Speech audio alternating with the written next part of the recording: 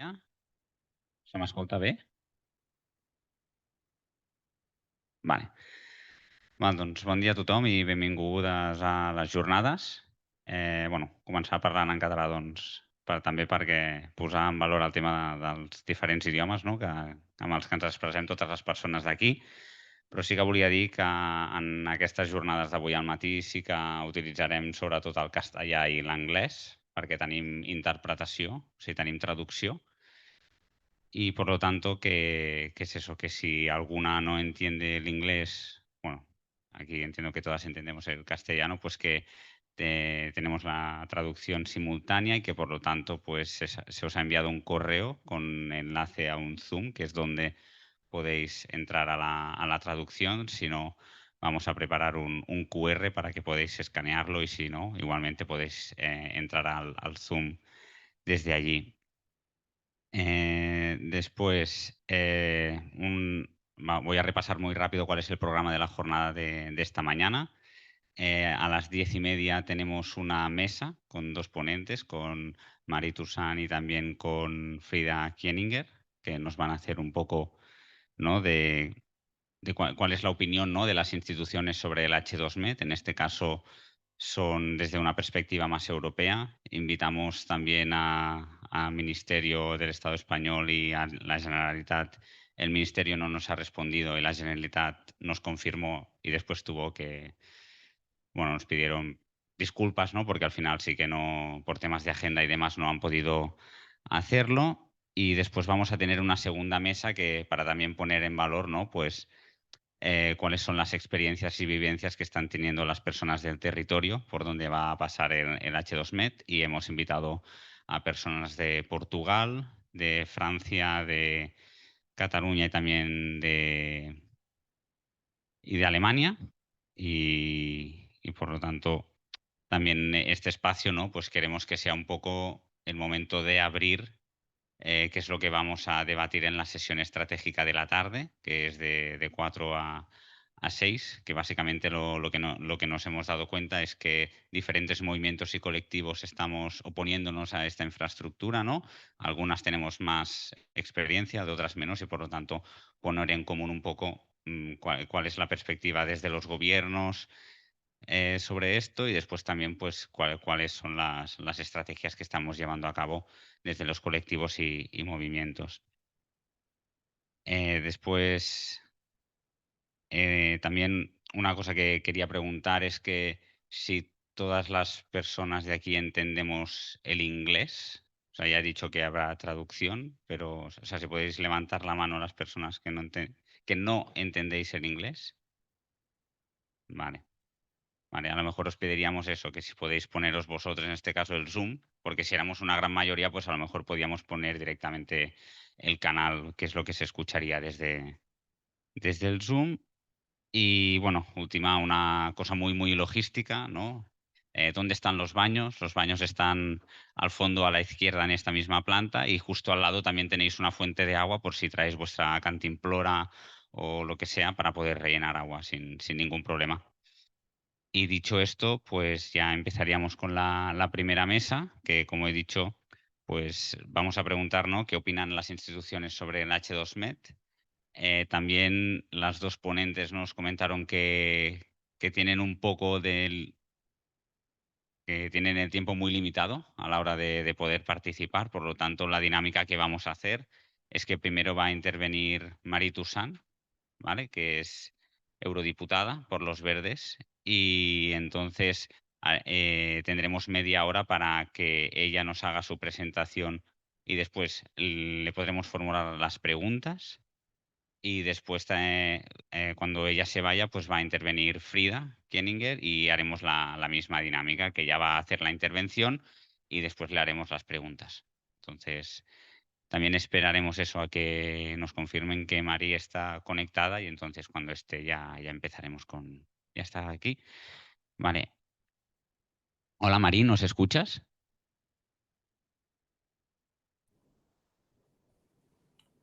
Perfectamente.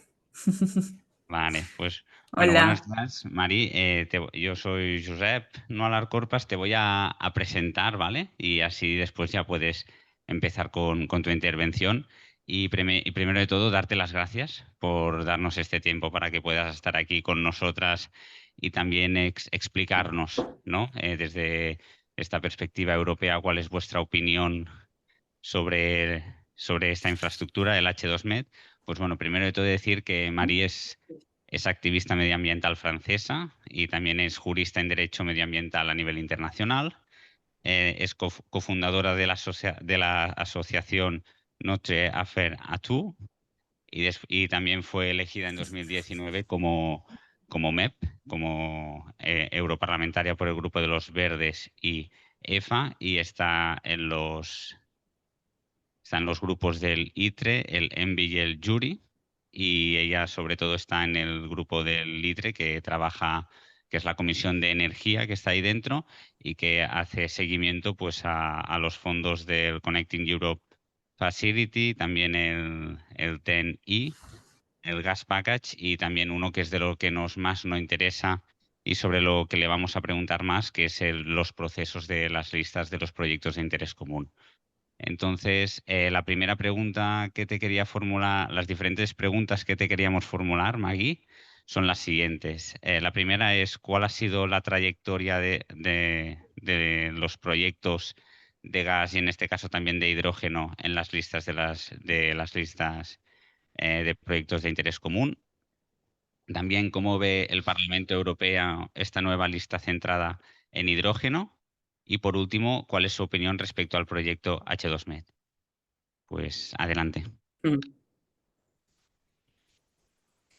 Muchas gracias para acogerme. Yo voy a responder a las preguntas. ¿Me oyen? ¿Me oyen bien? Sí, sí, te oímos bien, Marie. Vale, ok, gracias. No, entonces, muchas gracias para invitarme y acogerme. Muchas gracias también para actuar tanto sobre esos proyectos de gases y ahora de hidrógeno. Um, Les digo eso porque pues todo el trabajo que hacemos aquí en el Parlamento Europeo no tiene sentido si no hay movilización en el terreno, en los países de las activistas climáticas. Entonces, muchas gracias también por todo lo que hacéis. Todos y todas de ustedes. Yo voy a seguir en inglés porque en el Parlamento Europeo trabajamos en inglés, entonces lo siento, pero será en inglés.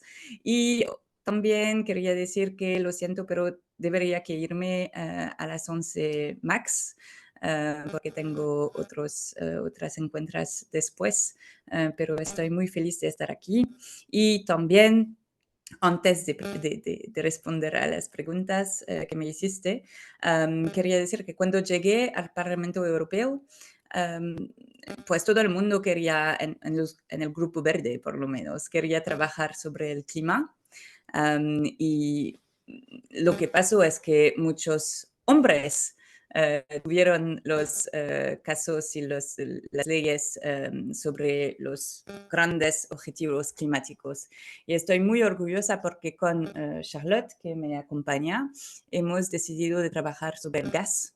Y es un tema que moviliza también muchos hombres, pero en el Grupo Verde somos las dos mujeres trabajando sobre el gas y eso es,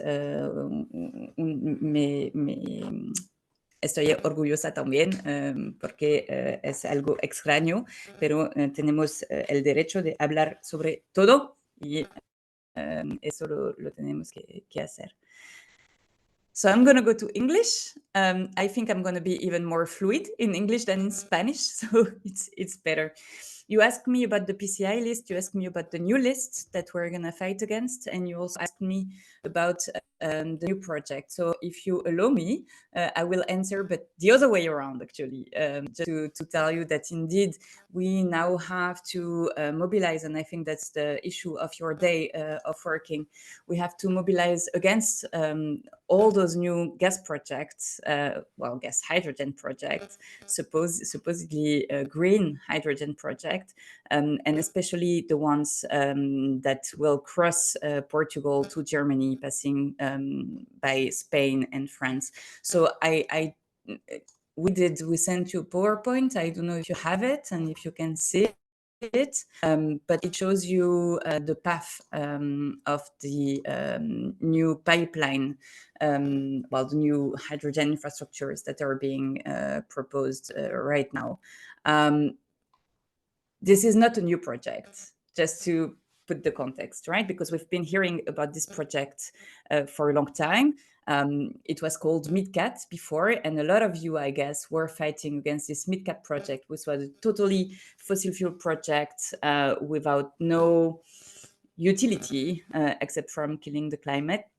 And we've been quite efficient in fighting against this MidCat project, because following different environmental impact studies and economic studies, it was obvious that this pipeline was not good and was to be rejected. So we had won against this MidCat project, but it comes back with a new name. It's a bit like the Trojan horse. And following the war from Putin to Ukraine, there was a big rush throughout the EU. We need energy, and we need it to come from elsewhere than Russia. So we need new pipelines everywhere around. But because we're living the climate crisis, let's stop with the fossil fuel traditional pipelines and let's get to hydrogen. So this new hydrogen infrastructure is supposed to be operational in 2030, so in a few years, and it's aimed at transporting hydrogen through the continent, so from Portugal to Germany, with one part which is really like the MidCat one, which is the part between Spain and France, except the detail that they don't put the pipeline over the Pyrenees, the mountains in protected areas, but they want to pass it under the water in still protected area or to be protected area, because Mediterranean Sea is one of the most polluted in the world, most hot, the most subject to climate change in the world. So, whatever, it's going to be under the water now. And one of the issues with under the water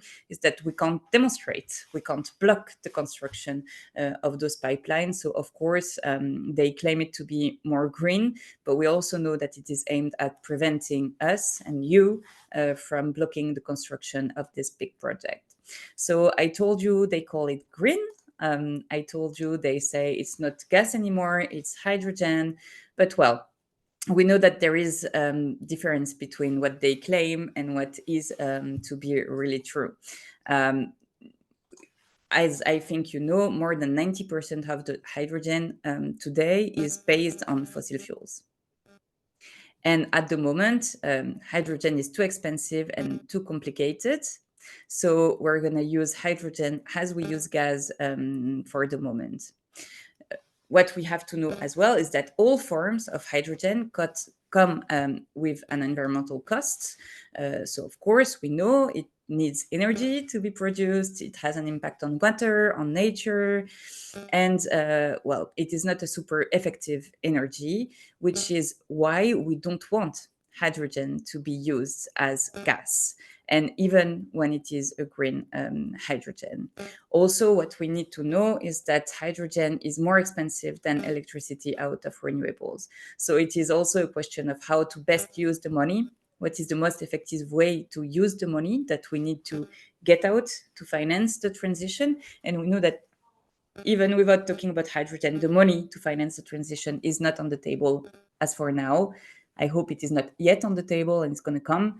But when we decide to finance such ineffective new infrastructure and new kinds of energies in ways also that are not effective enough, then we also prevent us from financing truly effective and efficient projects and initiatives to protect the climate, for the transition, and for decarbonization.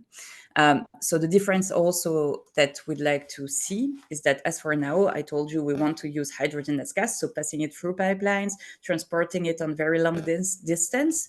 But if we go towards truly renewable hydrogen, then we also know that we need to produce and consume at the most possible extent in the same place, right? It needs to be close between the place that you produce renewable hydrogen and that you consume it. So going towards big pipelines, very long pipelines, is not efficient either. This is not at all what we want to do.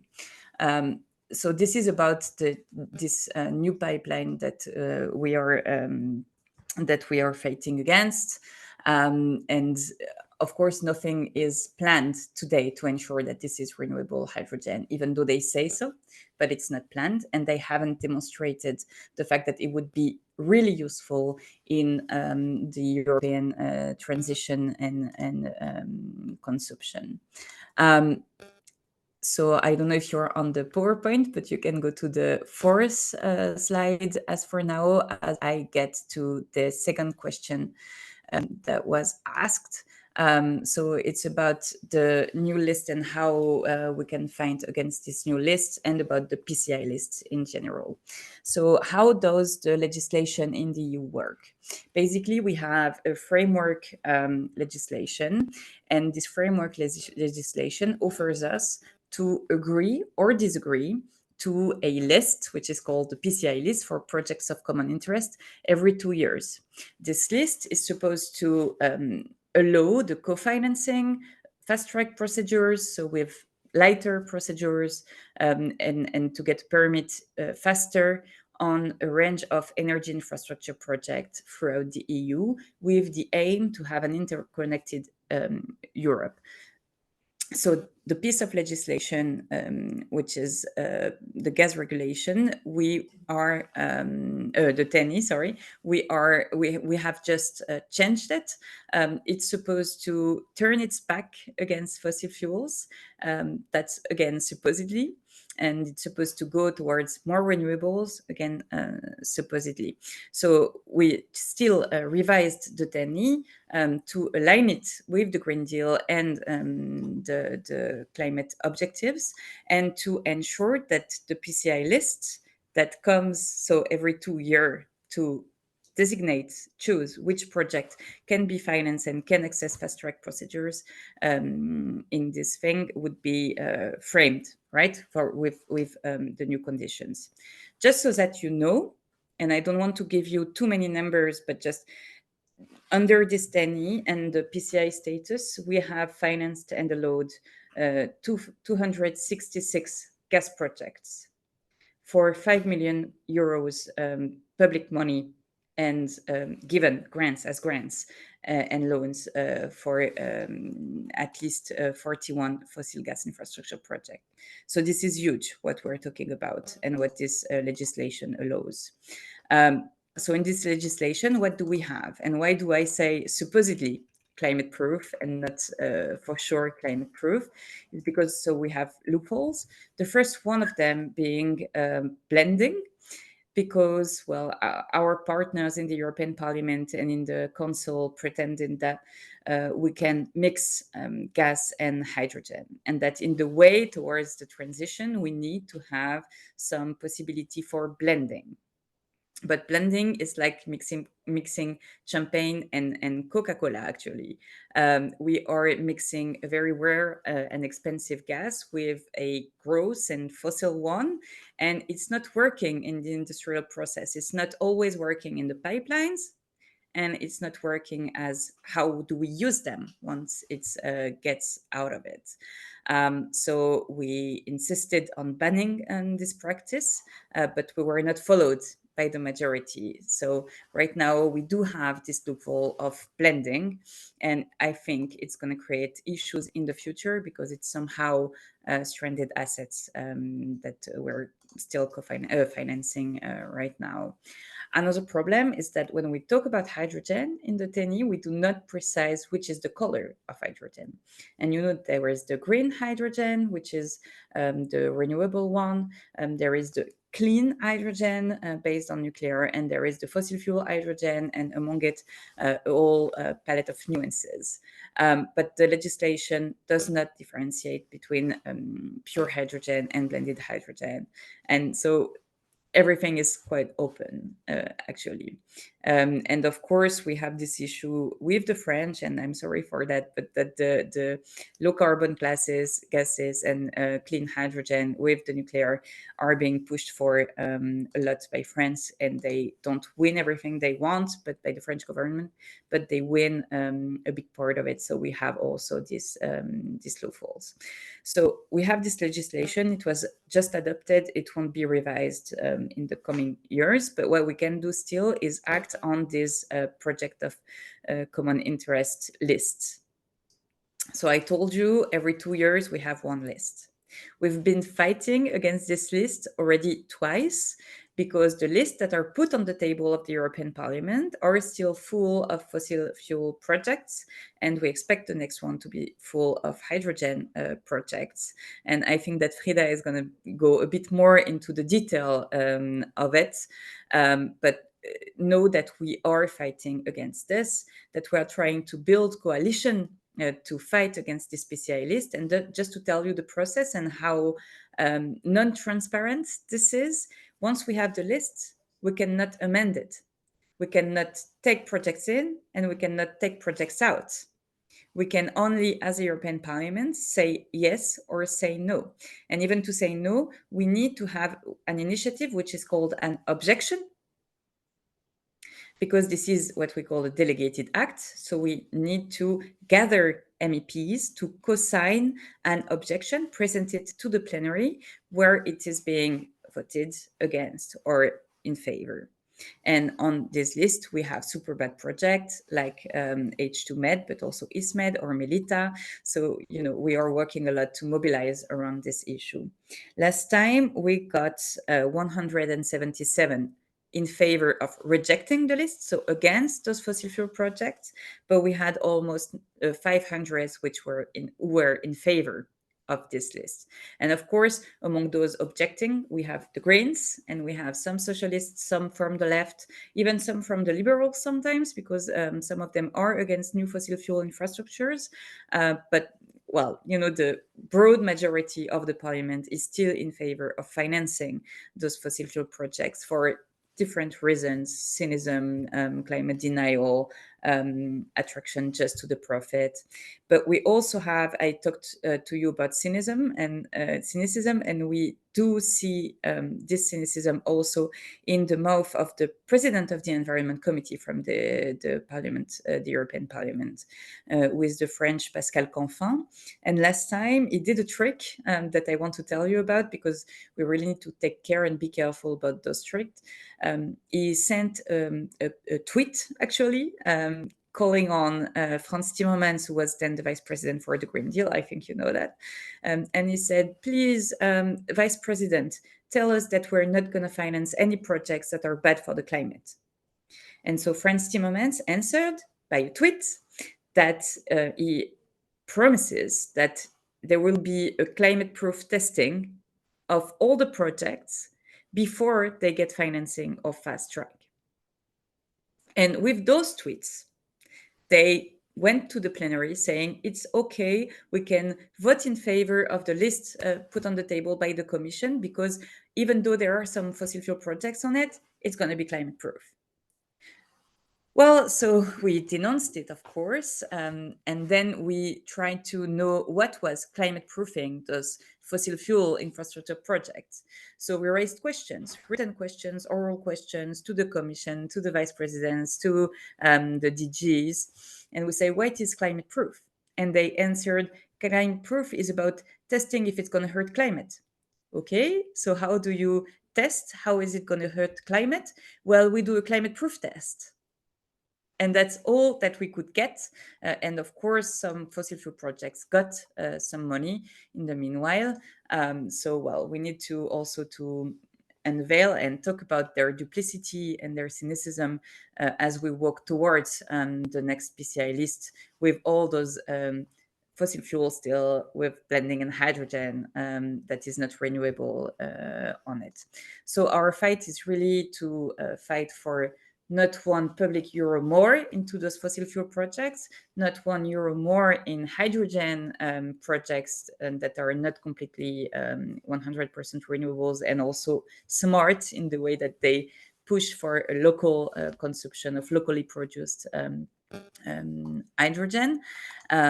And well, we need to fight against these like new hypes of greenwashing that they are developing right now. We need to push for this when we come to the next PCI list, which is going to be in the beginning of 2024. But we also need, of course, to keep on fighting so that not €1 also comes from for those fossil infrastructures in the next term. So we have a lot of campaigning to do. And what we also try to put in the minds of the European leaders out of the Greens is that, well, when we look at the studies that we've commissioned, at what the scientists say, at the studies that you guys on the ground commissions as well, what the scientists tell us is that if we're going to save the climate, we need to get out totally of gas at EU level by 2035. So that we really need, again, to campaign in that direction, to oppose the local projects, but also to campaign at EU level so that we really ensure that the public policies and the use of the money are on the right track.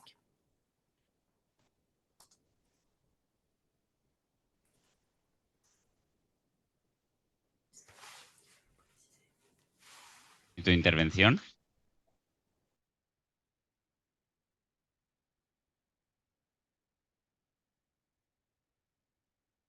Vale, sabemos que en principio te quedarían como mucho 10 minutos, ¿no? Más o menos del tiempo que nos habías dicho. Yo lo que iba a hacer es, si queríamos abrir aquí un pequeño turno de preguntas, pero eso, sabiendo el tiempo limitado que tiene Marie, si alguien le quiere hacer una pregunta muy concreta, porque si no es verdad que después a lo mejor tendremos un momento también cuando después de Frida, a lo mejor para poder hablar entre nosotras un poco qué es lo que nos ha parecido las intervenciones tanto de Marie como de Frida debido a su tiempo limitado. Entonces, eso, abro un pequeño turno de preguntas por si alguna quiere comentar.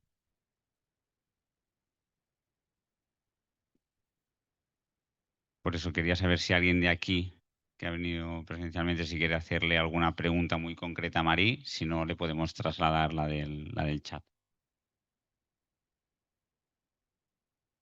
Vale, pues trasladamos la del chat. En el chat, sino que piden el turno de palabra. Pueden preguntar.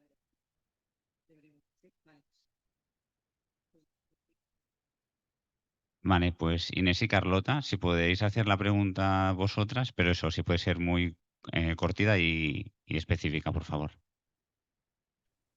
Yeah. Hi, thanks so much for all the info. I wanted to ask how is the work at the moment at European level with the German Greens, considering that they're going against everything you just mentioned at national level? Vale, gracias. Y si quieres tú, Carlota, y así Marie responde las dos preguntas directamente. Yes, thank you. Thanks, Marie, for the great presentation. I just wanted to ask, you mentioned that the next list is still, will be presented before Parliament in the beginning of 2024. I believe it's still being assessed by ACER. So my question was, how many, by how many MEPs does this objection have to be signed before it is presented to plenary? Thank you. Marie, si quieres responder.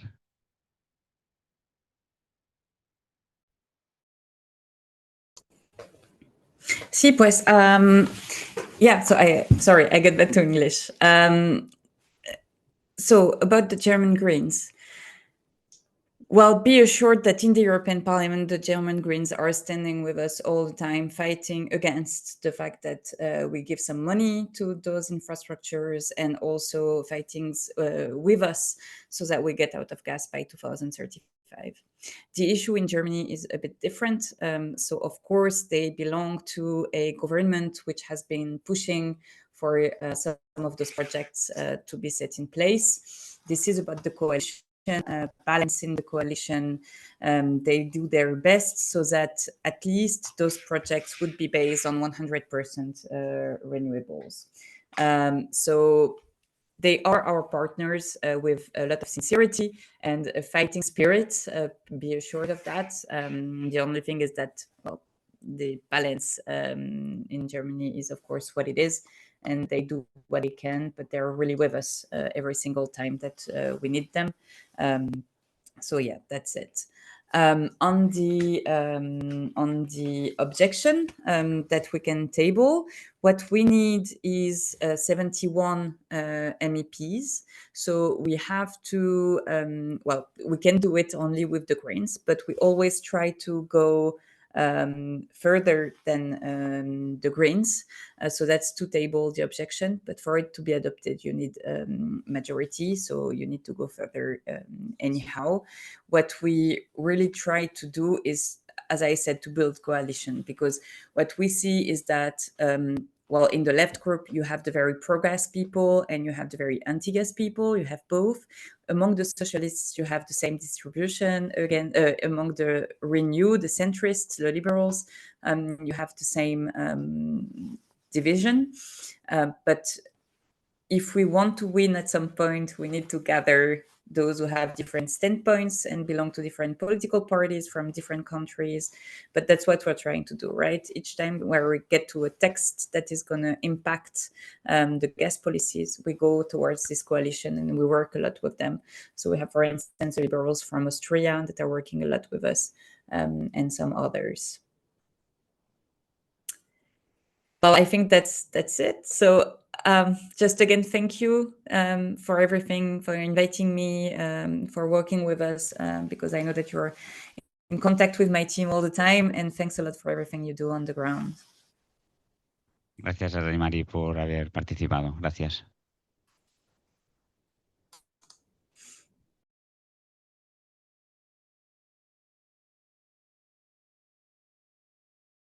Pues Frida está conectada.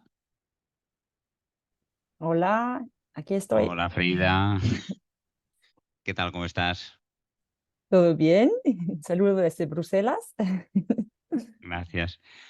Vale, pues bueno, ¿has estado escuchando a Marie, su presentación o...? No, solo he llegado hace 4 minutos porque estoy en un evento sobre el hidrógeno. Qué sorpresa, porque en Bruselas se habla muchísimo sobre el hidrógeno, entonces siento mucho no haber escuchado, pero yo sé más o menos que son los puntos más importantes de las que ha hablado Marie. Entonces intento añadir un poco lo de nuestro punto de vista. Y Vale. bueno. Vale, genial. Pues si quieres primero te presento, ¿vale? Y eso, y te hago igualmente las preguntas y así también puedes complementar a lo que nos ha explicado Marie. Pues bueno, Frida Kenninger es investigadora en la organización Food and Water Watch, en el programa europeo que es Food and Water Europe.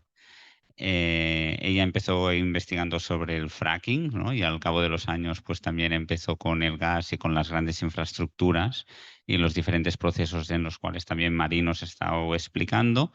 Y desde hace unos años, pues con todo el hype, ¿no? Con toda esta gran promoción que ha habido del hidrógeno a nivel europeo, pues se ha empezado a especializar y también pues viendo cuáles eran las relaciones que existen también en el modelo gasista que se ha promovido desde la Unión Europea con el modelo del hidrógeno que tenemos actualmente, ¿no? Y entonces las preguntas que le pedimos a Frida era que nos dijera cuál es su experiencia, ¿no? En el seguimiento de las listas de proyectos de interés común, también qué puede destacar, ¿no? De los proyectos que se presentan en esta lista. Después, teniendo en cuenta, ¿no? la sexta lista que ahora se está acabando de conformar, pues cuál es el cronograma y los próximos pasos que se van a dar. Y por último, pues también cuáles creen que son las claves del proyecto H2MED, que Marie también nos ha explicado un poco del H2MED y después también ha hecho una pequeña revisión de qué es la lista PCI, el TNI, etcétera, también para si te ayuda un poco a complementar. ¿De acuerdo, Frida? Pues adelante. Vale, perfecto, muchas gracias. Voy a cambiar al inglés porque hay muchísimas palabras que son muy técnicas y eso me va a resultar muy difícil en español. Pero intentaré hablar lentamente para los intérpretes. So yeah, just to go one step back and maybe to recap something that Josep already said a bit. I think it's interesting to know that working on gas has become quite impossible if you don't also look at hydrogen, because there's just so many parallels, and it really looks like there is a push for basically turning the gas economy into a hydrogen economy with all the players, etc. And I'll get back to that as well.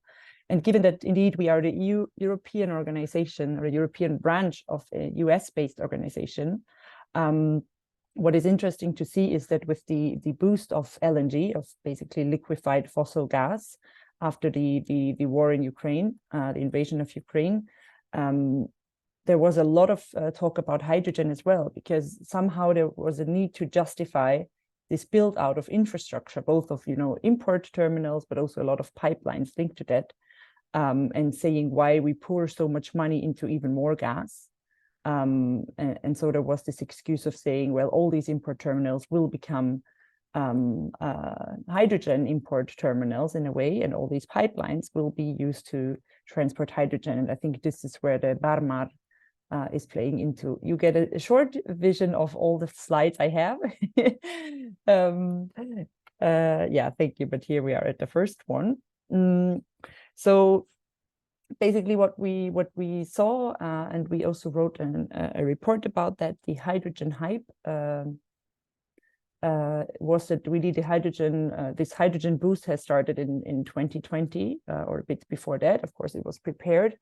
And it resulted basically in the EU to make plans for generating 100 million tons of hydrogen and importing another 10 million tons of hydrogen and importing another 10 million tons of hydrogen. So that's actually very big volumes of hydrogen plants, and particularly import plants.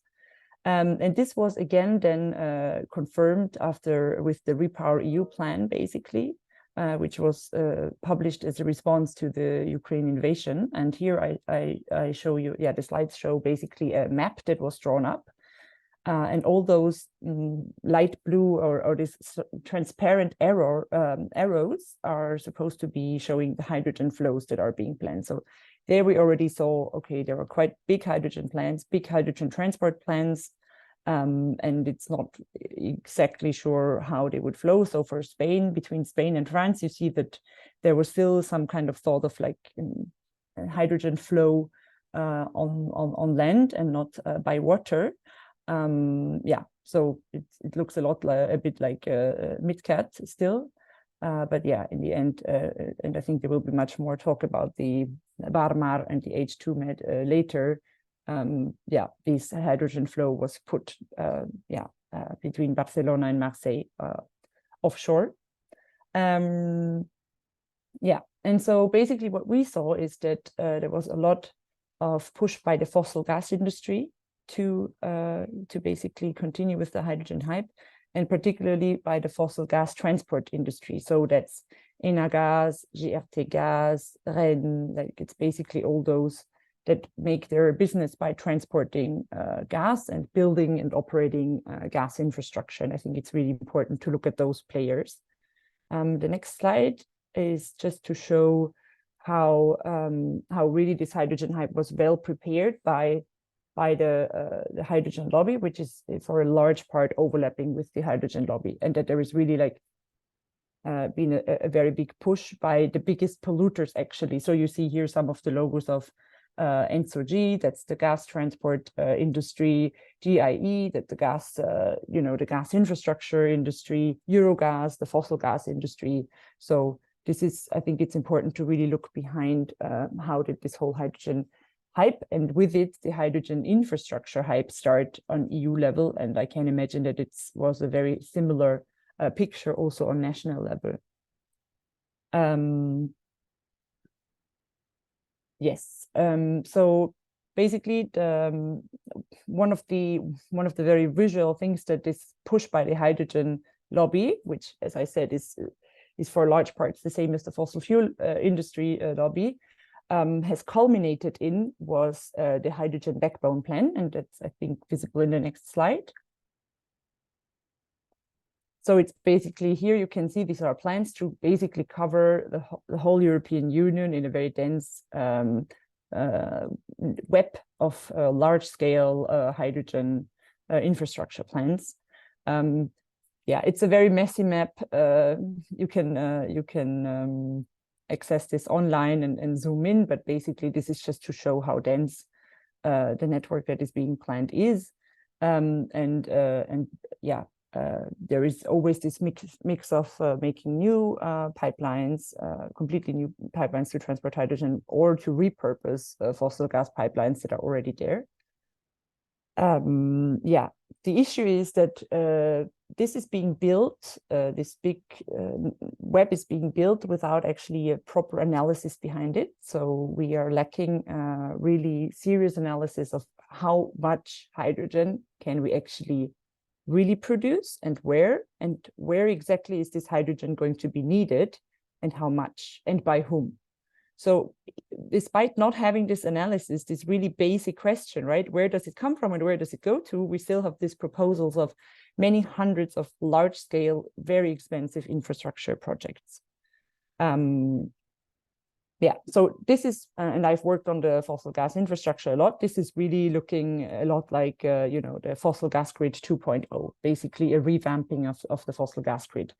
And the issue is that this is basically a way of channeling money into the fossil fuel transport industry, and just, you know, allowing them to continue their business model, which is building and operating pipelines. And we can assume that they don't have a big interest in either like climate observations, or whether this infrastructure is really efficient, or how much will this actually cost the consumers.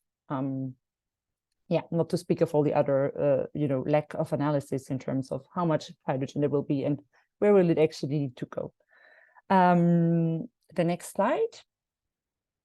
So what I did, and this is really purely visual, but I think it's giving a good indication of what some of the problems are. I already said that there is this risk of having a gas grid 2.0. So what I did is I actually made two maps overlap. One is yeah, a map by the gas transmission operators, and the other one is a map by as well the gas industry, showing one shows the fossil gas infrastructure and one shows the hydrogen infrastructure.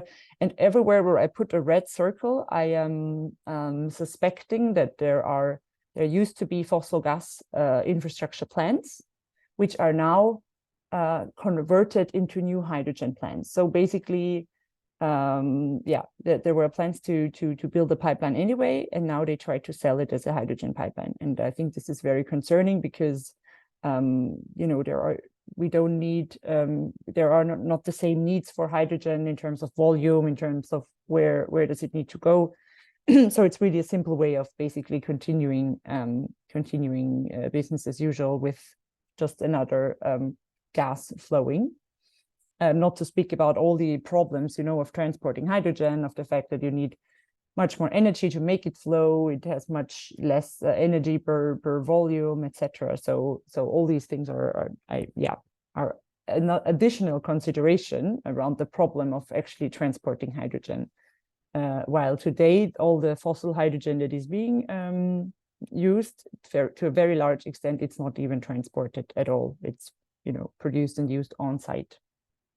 Yeah, and I think we can go to the next slide. So there was a lot of talk, I think, already by Marie about the PCI list, or the PCI PMI list. Maybe I'll try to call it the union list. Basically this VIP status for large infrastructure. And to know, it was no surprise for us to see that after the rules changed and there was a promise of, you know, taking out the fossil gas pipelines, we now see a very, very big focus on hydrogen pipelines, which to a large extent sound very familiar in terms of, you know, the routing, etc. And basically, yeah, I think Marie has already said a bit what these PCIs are. I make a quick recap. So let's not forget these are VIP energy infrastructure projects. They can get access to EU funding, but they can also get easier access to other kind of funding because of their status and because they're deemed in common European interest, so of really high importance. This process and this list is containing a lot of different projects, so not only hydrogen projects, but also electricity and smart gas and electrolyzer projects. But yeah, in my further analysis and what I will talk about, this is only about the hydrogen projects on the list. And so basically what we saw is that 147 project promoters, among those, Enagás, GRTgaz, all the gas transport industry, proposed hydrogen pipelines for this VIP label. And I had a bit of a closer look at all those 147 projects. So first of all, 90% of all the projects that have been brought forward and that basically applied for VIP status in the union list have been brought forward by the fossil fuel industry, either by the classical fossil fuel majors like Shell, BP, or by the fossil fuel transport industry, Enagás and others. And while, I mean, the entire hydrogen hype has basically been introduced with the promise of, helping to decarbonize the economy, we see that around 60% of all those projects submitted also mentioned that they might transport fossil-based hydrogen. Some say we will transport fossil-based hydrogen and green hydrogen, but yeah, so that this like close to 2/3 of the projects actually will be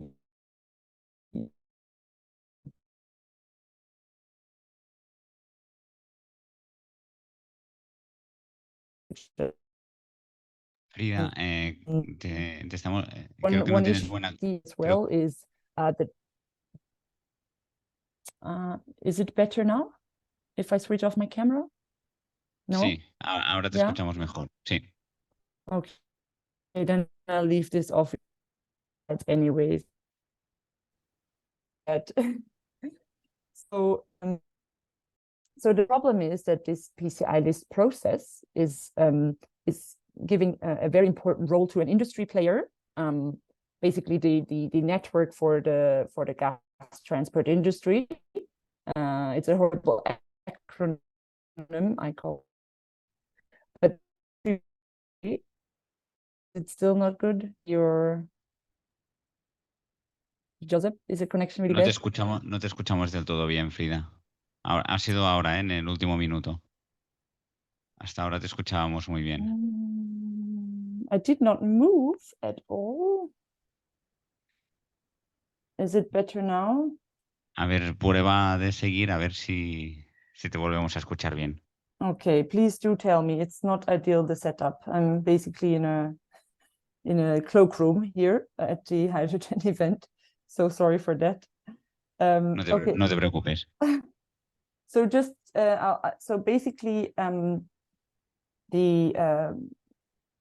so basically what we see is a huge conflict of interest in how this list is being made, because there is this industry body that has a lot of say in the analysis and the selection and the assessment of the VIP projects to be.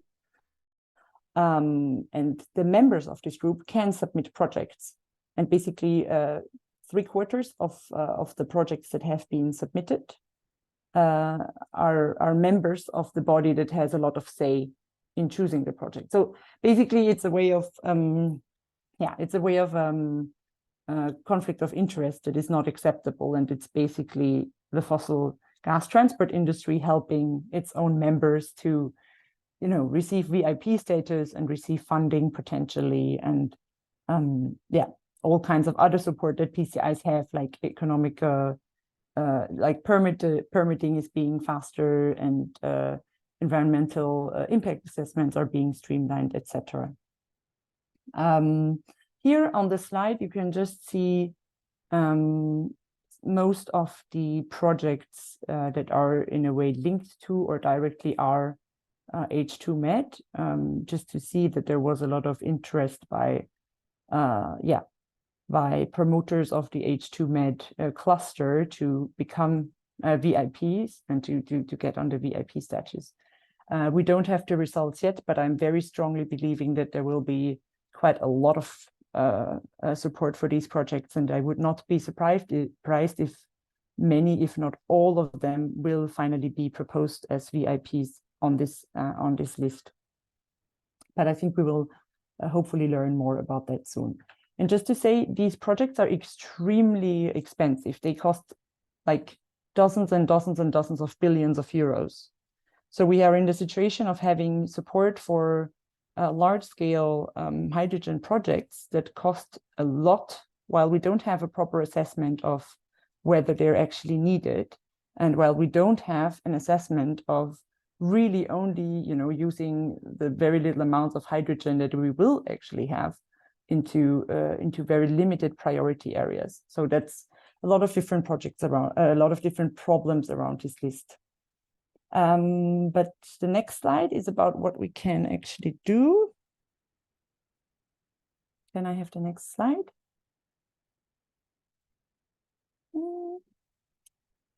Yeah, there it is. So I think Marie already told you that there is the possibility of objecting to the PCI list in the European Parliament, and that in the past, when there were a lot of fossil gas projects, that's what led by the Greens and some of the left in the European Parliament, this has happened, that an objection has been tabled, but unfortunately it has been voted on, and the PCI list has never really been rejected. But we are not at this stage yet, because the list is not being published, and there are still some things that can be done before, and that also us as Food and Water Action Europe, together with other organizations, we did in the past list. So what is a bit under the radar, as it's very a technical process, etc., is that there is still a kind of political meeting that will be happening, which is called the high-level decision-making body meeting, which is basically where representatives of all the member states offices will get together to decide and fight over the list. And probably it will look like all the countries want to get as many projects as possible on the list. But so this means that the final word on the list has not been spoken. And another interesting thing, and this will be published either like still this week or early next week, will be an opinion by the regulators on the PCI list. And usually they're very critical, and they're very good at showing the many problems with the PCI list. And given this is a very, official body, and a body that is also officially involved in the process, having this critique and seeing what they say will be very, very interesting. So just to point to those two things that are still happening before the list will actually be published in probably November.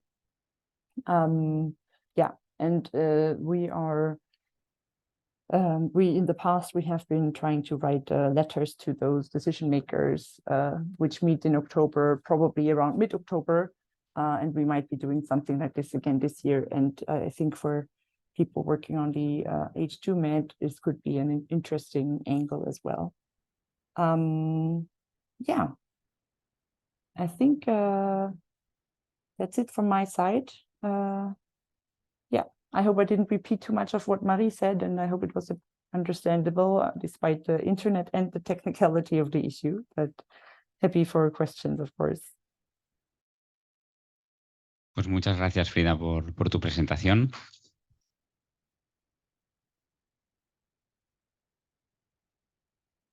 Sí, en principio nos habías dicho que hasta las 11:30 podrías estar.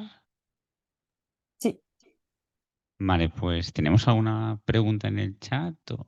Vale, pues si te parece abrimos aquí un turno de preguntas en presencial, y eso, que quedan unos 10 minutos hasta las 11:30 y para poder aclarar algunas cosas que tengan por aquí las compañeras.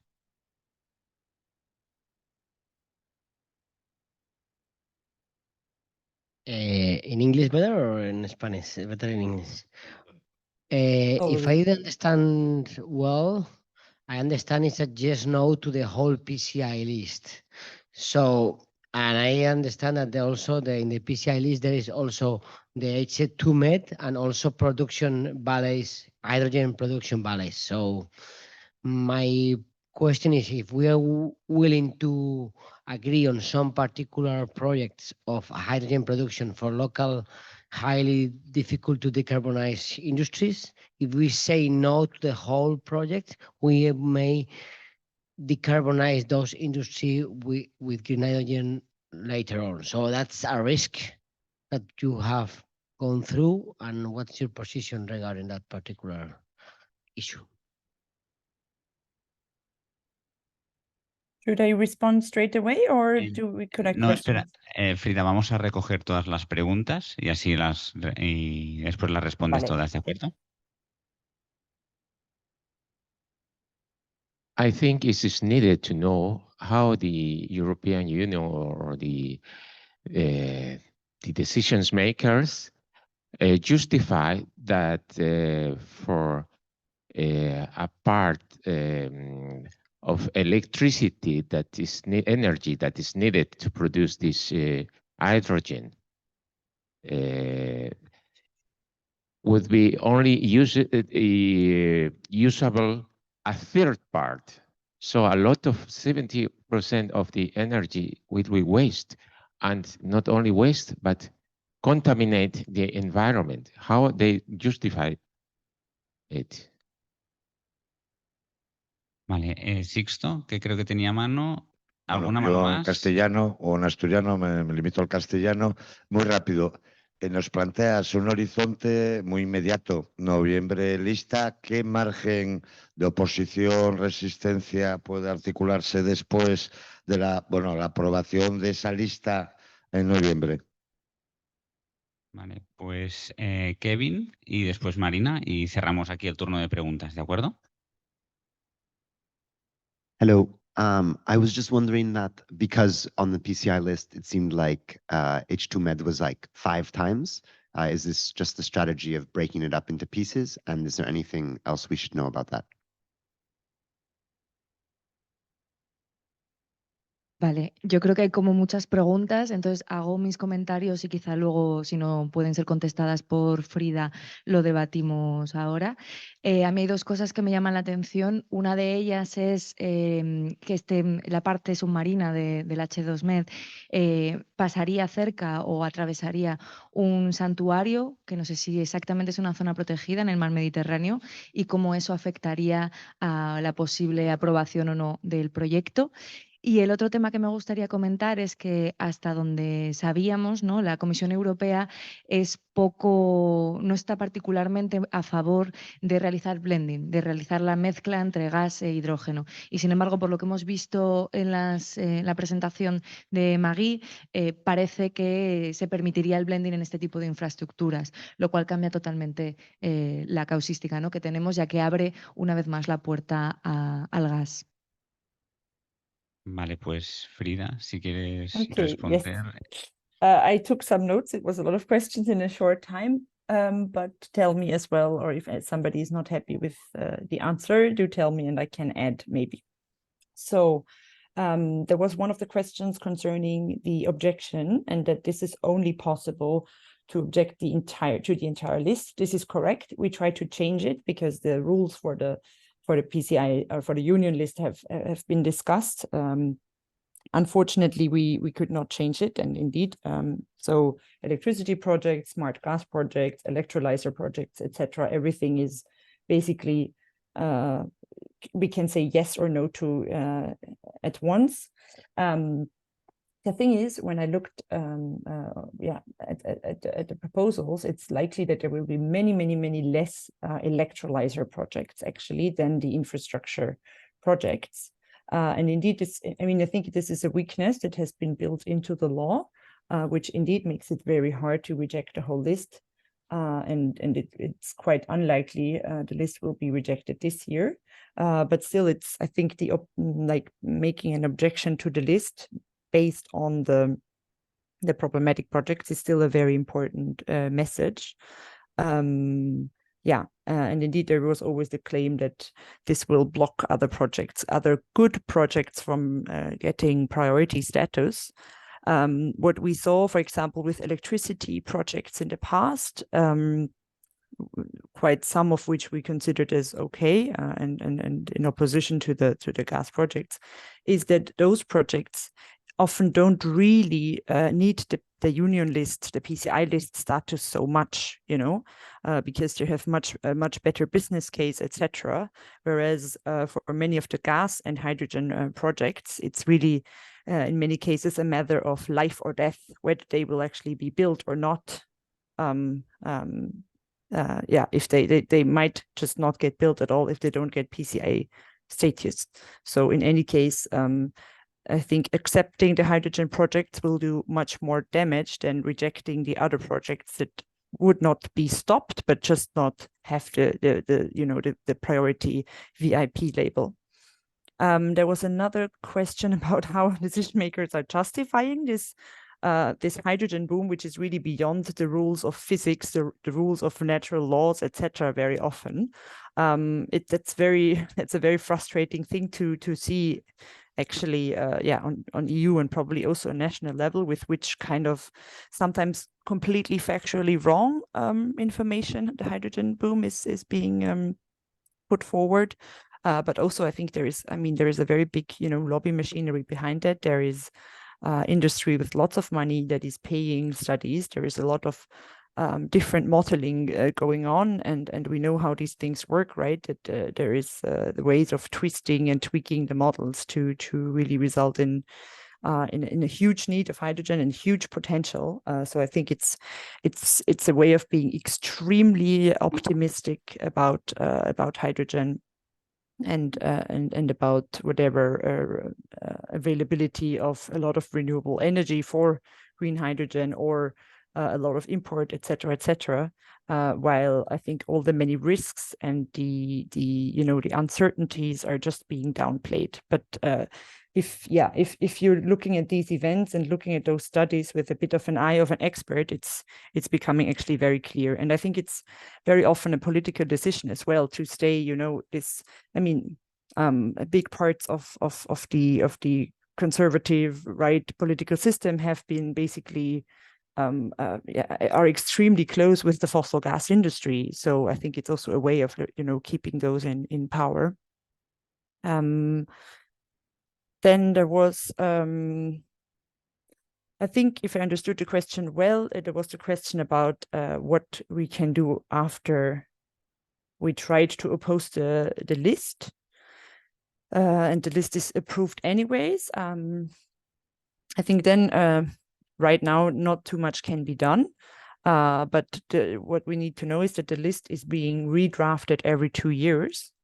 And that means that even if, let's say, H2MED is getting on the list, the work on trying to get it rejected in the next, in 2 years can start.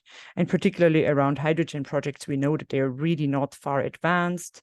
Almost all the Barmar H2MED projects would be planned to start operating only in 2029 or later. So I think after the fight is really before the fight. There, as we saw it with MidCat as well, there was quite some success to basically show the weaknesses of the project and actually get it off the PCI list, and also just show in general how problematic this project is. And I think this brings me as well to that question on the fact that indeed a part of the H2MED would be a submarine pipeline. And that there is a sea wildlife sanctuary that this would be running through. I think these arguments are unfortunately really not heard or not integrated in the PCI process as such, but I think it will be really important to go to decision makers, to go to those having to say about the project in Spain, in France, and really make sure that there is evidence out there about those additional risks beyond the cost risks, the risks that there will not be enough hydrogen, that this is a stranded asset, etc. So I think these kind of arguments are unfortunately not it built into the process as something that the Commission or that the process as such is listening to, but they should definitely be, you know, highlighted and repeated over and over again. And then there was one question about why H2MED was in one of the slides that I brought in there 5 times. So the projects are being split up into different parts, and there was interestingly Barmar, so the subsea part was submitted 3 times by Terega, Enagas, and Gertegas, so by each promoter once, which is a bit confusing. And then the other projects are basically the internal pipelines on land that have been submitted. So for the submission, we talk about investment items. So it's just a few pieces of the puzzle of the H2MED. I don't think this is a tactics. I think it is a way of the project promoters either not being super well coordinated or really wanting to make sure that each little part of the project is being submitted. But what is confusing and always hard for us as well is that finally, when we see the PCI list, when it will be coming out in November, we will not see 5 or 6 or 7 H2MED pieces. We will just see the mention of H2MED, and it's really difficult to compare and to really see what exactly is it now that is on the list, or which piece and bit is it, and which, you know, which part of the pipeline cluster it is. And the very last question was about blending. Indeed, yeah, Marie talked about the loopholes in the 10E regulation, which are, of course, in the favor of hidden continued fossil gas support. So blending, just to recap, is this way of mixing different levels of hydrogen with fossil gas. There is this loophole indeed, and I think it's a bit up to interpretation as well. It says that basically blends of fossil gas with hydrogen that are not really, which it says predefined blends, but I'm not sure who exactly is predefining it and where this will actually be defined, are possible until end of 2029. After that, the infrastructure has to prove that it's 100% ready to carry hydrogen. For me, it's not sure whether this doesn't leave open the space for interpretation that it must be ready for 100% hydrogen, but that actually could transport blends. Fortunately, we see that the member states are not super agreeing on this blending topic, and we know that industry, some industries are really unhappy with that because they know that if they don't have pure hydrogen, it will be destroying their processes. So I think blending is something that the fossil gas industry loves, but actually the consumers of hydrogen don't like because it's really problematic. So I think we'll have to see how this goes on. We might see some projects and some blending, but I think just the facts will make sure that blending will not play a really important role. I think that was all the questions. Do let me know if I missed something, please. No, Frida, has respondido en 9 minutos todas las preguntas que te hemos hecho y la verdad que muchas gracias por tu tiempo, por tu explicación. O sea, sabemos que ahora ya te tienes que ir, pero igualmente te queríamos dar las gracias porque siempre es un placer escucharte. Se aprende mucho de ti, de toda esta parte europea, ¿no? Y de todos estos procesos. Y también esto, que espero que vaya muy bien esta jornada de hidrógeno y ya nos vas contando también. Muchas gracias. And sorry for the internet. Bye. Que vaya bien. Vale, pues la cuestión es que tenemos la pausa a las 12 en principio y bueno, como os hemos comentado por tema de tiempos de Frida y de Marie, pues ellas han tenido que hacer la intervención e irse y ahora nos quedaría como una media hora antes de la pausa. Entonces, también lo que yo iba a proponer, pero está abierto, de que si queremos ahora a lo mejor, ¿no?, tener un espacio de compartir, ¿no?, algunas también, de compartirnos algunas dudas o inquietudes que tengamos, ¿no?, que Frida y Marie no nos podrán responder, pero que también puedan abrir un poco, ¿no?, el debate o ya lo que vamos a hablar después de la pausa, ¿no? Que las diferentes personas de los territorios que están afectados por el H2MED pues nos van a compartir sus experiencias. Entonces, no sé si os apetece un poco compartir. Vale. Yo no la leo, sí.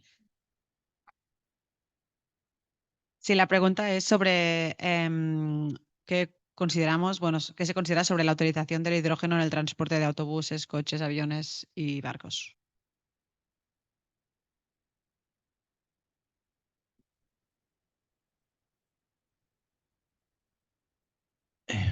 Bueno, pues buenos días. Yo soy Cristian Quílez y soy responsable de transporte y movilidad en Ecodes.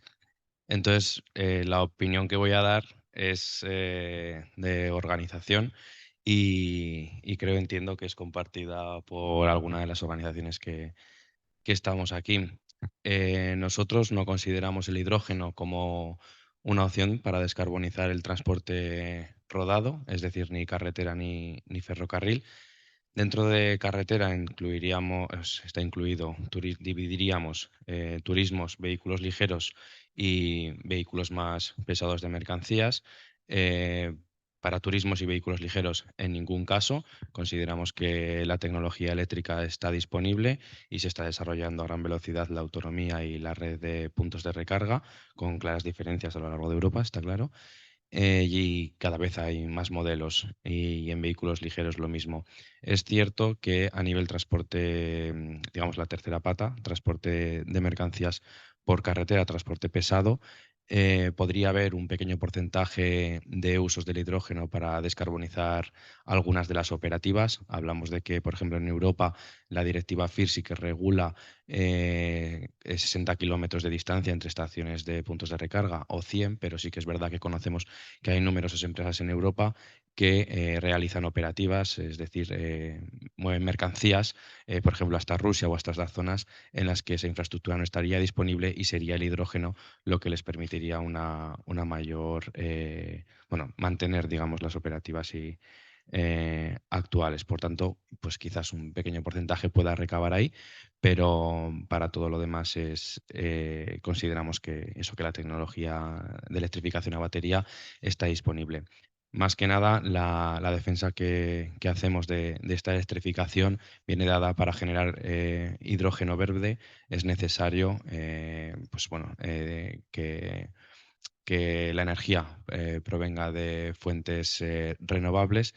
Consideramos que la cantidad de energía necesaria para producir hidrógeno en la descarbonización de todos los sectores, industria, transporte, etcétera, conllevaría un despliegue de estas fuentes renovables sobre el territorio, que al final lo que haría sería colonizar estos territorios con molinos o placas solares para otros usos. Y esto las baterías no lo hacen. Para los autobuses, bueno, los autobuses urbanos, lo mismo, tecnología batería. De hecho, muchas ciudades españolas y europeas han comprometido a tener 100% de su flota de autobuses eléctricos, aunque hay otras, por ejemplo, tenemos casos en Italia que están apostando por el hidrógeno.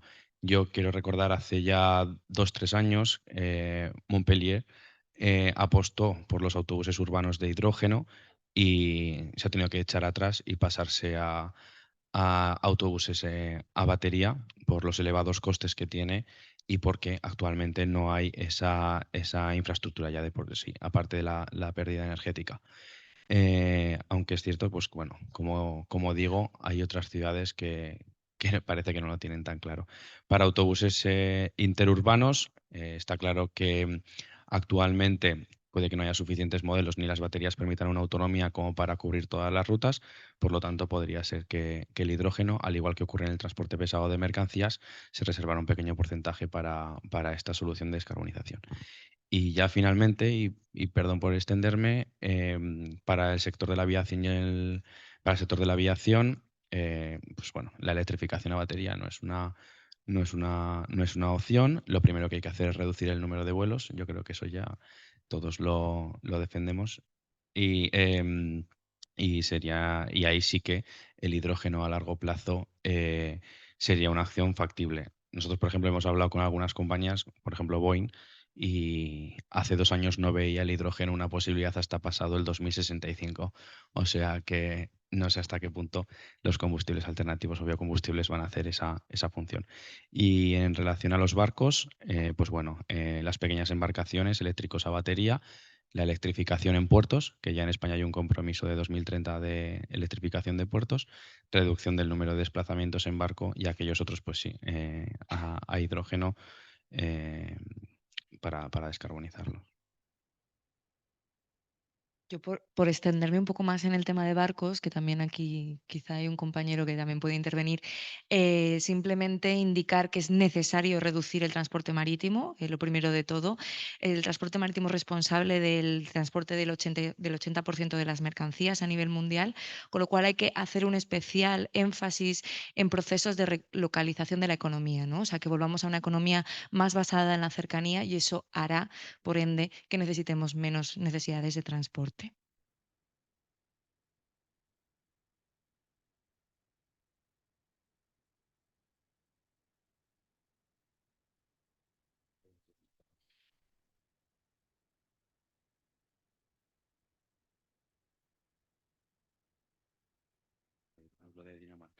Sí. Margarita, has dicho, en Mallorca hay autobuses con hidrógeno. Hoy viniendo en el tren con Marino y con Paco, recibíamos la noticia de que Dinamarca va a cerrar todas las estaciones de hidrógeno después de invertir miles de millones, pues porque no sale rentable ni energéticamente ni económicamente. Así que espero que el gobierno de Mallorca cambie de línea. Bueno, en Barcelona ya tenemos autobuses a hidrógeno. O sea, aquí, sí, urbanos. O sea, y yo me he montado en uno ya. O sea, que en verdad ya aquí en Barcelona tenemos algunos ya por uno de los proyectos también que se aprobaron del Next Generation, que justamente va en esta línea de tener una pequeña flota de autobuses que funcionen a hidrógeno aquí en Barcelona ciudad. Eso, o sea, no sé si en el chat hay alguna pregunta más o... ¿No? Digo, lo que digo. Mira, ¿Paco? Bueno, es más bien una reflexión, si no hay ninguna pregunta en el chat, más bien sobre una cosa que me hubiese gustado preguntar de Marie, pero como si nos has fumado como un fantasma, como una exhalación, pues no he podido. Pero bueno, el tema de cuando ha hablado de climate proof testing, que es una especie de, entiendo que es una especie de test que le pasan a cada proyecto para saber si es climáticamente adecuado a la hora de aprobarlo o no. Me hubiese gustado mucho, la verdad, preguntarla en qué consiste estas pruebas o estos examen que se le somete a este proyecto, y me gustaría ver si incluye medidas de suficiencia, que es lo que hablamos, ¿no? No solo si es climáticamente adecuado, si las emisiones, sino si es necesario. Y eso es mucho más ligado a lo que tú mencionabas antes, que es lo necesitamos, para qué tipo de modelo socioeconómico se necesita de estos proyectos, para qué tipo de, no solo qué, sino para qué. Y bueno, y creo que va muy ligado al tema de el racionamiento del hidrógeno para temas muy concretos y cómo y qué, si hay alguna alternativa o si hay alguna iniciativa que va ligada a eso, es dónde se usa y si se va a limitar y quién lo va a limitar, o va a ser libre mercado y por precio tendrán accesos unos u otros sectores al mismo. Es una pregunta que lanzo al aire para iniciar el debate. Pues yo cojo el testigo. Sobre el tema de lo que ha comentado Marie, hasta donde yo he entendido, ella decía que habían denunciado precisamente este tema de la prueba o test climático porque simplemente apareció en una contestación de Twitter por parte de Timmermans. No saben en qué consiste y sin embargo utilizaron eso en el Parlamento Europeo como para incentivar el voto a favor de los europarlamentarios, hasta donde yo he entendido. Sobre el tema de quién va a decidir y cómo se va a hacer el proceso y cómo se están moviendo ya las cosas por allí. Este jueves pasado, el 14 de septiembre, Nagas realizó un webinar en el cual presentaban una call for interest, una llamada de interés tanto a productores, consumidores y comercializadores de hidrógeno para recoger los datos de digamos, todo este sector a lo largo del Estado español. Y la idea que tienen es utilizar esto de respaldo para poder analizar y poder cimentar, digamos, en la justificación de toda la red española del hidrógeno, ¿no? O sea, primero presentan el proyecto a la Unión Europea sin dar ningún tipo de detalle, simplemente como en líneas mayores. Ahora está esta call for interest para saber realmente qué es lo que se está moviendo en el mercado español y cuáles son las intenciones de las empresas y de todos los agentes. Y una vez que tengan esos datos, lo que harán será, pues, diseñar la red en función de ello. Y luego pues harán ya una llamada de interés, digamos, como comprometido, ¿no? Para saber realmente cuáles de estos proyectos sí que van finalmente a desarrollarse. A mí una de las cosas que me llamó muchísimo la atención durante la presentación fue que hubo bastantes, digamos, repeticiones en cuanto a el proceso tiene que ser transparente, va a haber mucha transparencia en el proceso, y ello iba seguido de, pero la información va a ser confidencial. Entonces, a mí me llama mucho la atención, ¿no? Cuando la industria, de la mano del gobierno, o sea, directamente diciendo que iban a hablar, iban a desarrollar estos planes junto con el gobierno de España, está hablando de transparencia y confidencialidad al mismo tiempo, ¿no? Bueno, pues simplemente también por añadir un poco la reflexión.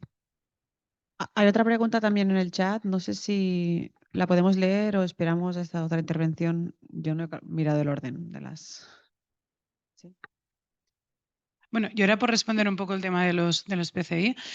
Y efectivamente es como muy paradójico, ¿no? Que primero se presente un proyecto, o sea, yo conozco el caso del MidCat, después lo vamos a hablar, pero es muy paradójico que incluso con los gobiernos en contra se presente 2 veces un proyecto, la segunda vez ampliado, ¿no? Y después se tumbe por el mismo gobierno del país donde tenía que ir ese proyecto. Entonces, es como muy absurdo, creo yo, que las mismas empresas son las que proponen esos proyectos en organizaciones de empresas del sector, etcétera, pero son las mismas empresas quienes lo proponen y sin ningún tipo de estudio previo de viabilidad económica o de viabilidad ambiental, sostenibilidad, lo que sea, eso pasa a ser aprobado y después se tumba por un propio gobierno. O sea, ¿sabes? Es como, quería como añadir eso, ¿no? Porque realmente es un absurdo.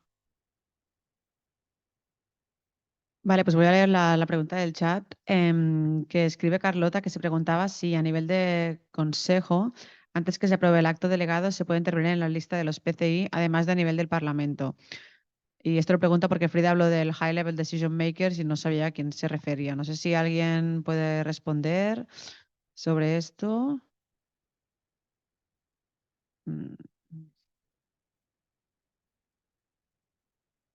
No tengo respuesta para esto, pero sí que este tipo de preguntas que nos surjan las haremos llegar a Frida, que estará ahora en el evento, y ella nos contesta. Así que para la sesión estratégica que tenemos después podamos tener toda la información.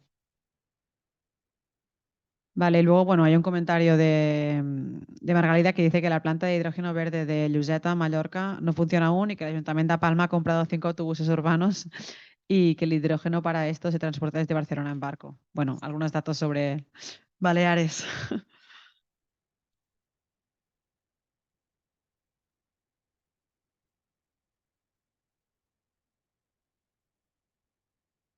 No, yo para contar, también me tragué lo del el Call of Interest de Nagas.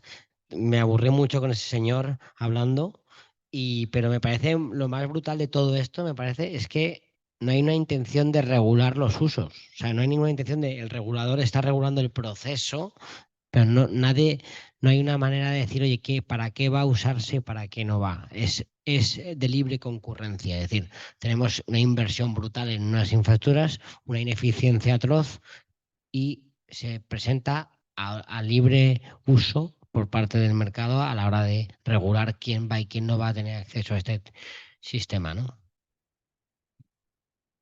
Yo creo que el problema, más gordo de lo que nos está pasando con Enagas, ¿no? A diferencia de Red Eléctrica, que todavía sí que tiene un monopolio legal en el cual se lee a Red Eléctrica, sí que es el proveedor, el regulador de servicios y demás.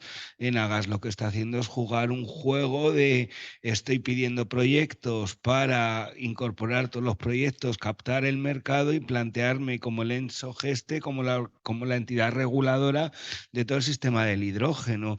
Y esto es una competencia que es Enagas versus Petronor barra Repsol, Enagas versus ArcelorMittal y todo lo que puedan tener. Entonces, Enagas hizo este call for interest posicionándose como el regulador del mercado cuando es una decisión que probablemente se tome por tierra quemada, pero no porque haya habido un proceso democrático y participativo detrás de ello, ¿no? Y no tiene absolutamente nada que ver, como por ejemplo el proceso de red eléctrica, porque al menos el 20% se controla a través de la SEPI gubernamental, pero es que Nagas no tiene ni eso, ¿no? Entonces, el 5, o sea, una mierda, ¿no? Entonces, aquí estamos viendo, bueno, pues una estrategia de mercado y un boom de mercado que va a ser relevante y que yo creo que también tiene mucho que ver porque ya no es el tema de las listas PCI, porque en PCI entran muchos proyectos, sino todo el tema de los fondos Next Generation, de toda esa red que se está metiendo unas millonadas, ya no las europeas, que sí que tienen las más grandes, ¿no? Como el H2MED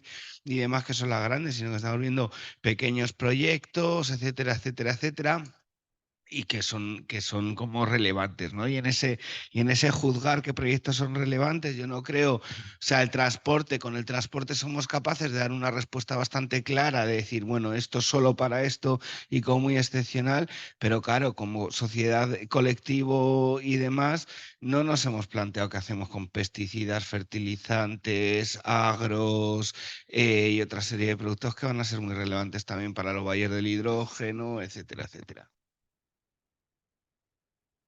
Yo por dar un poco más de info sobre Enagas, que ya sabéis que es uno de mis temas favoritos. Enagas tiene un 5% de participación del Estado y un 5% de participación de BlackRock, si no recuerdo mal.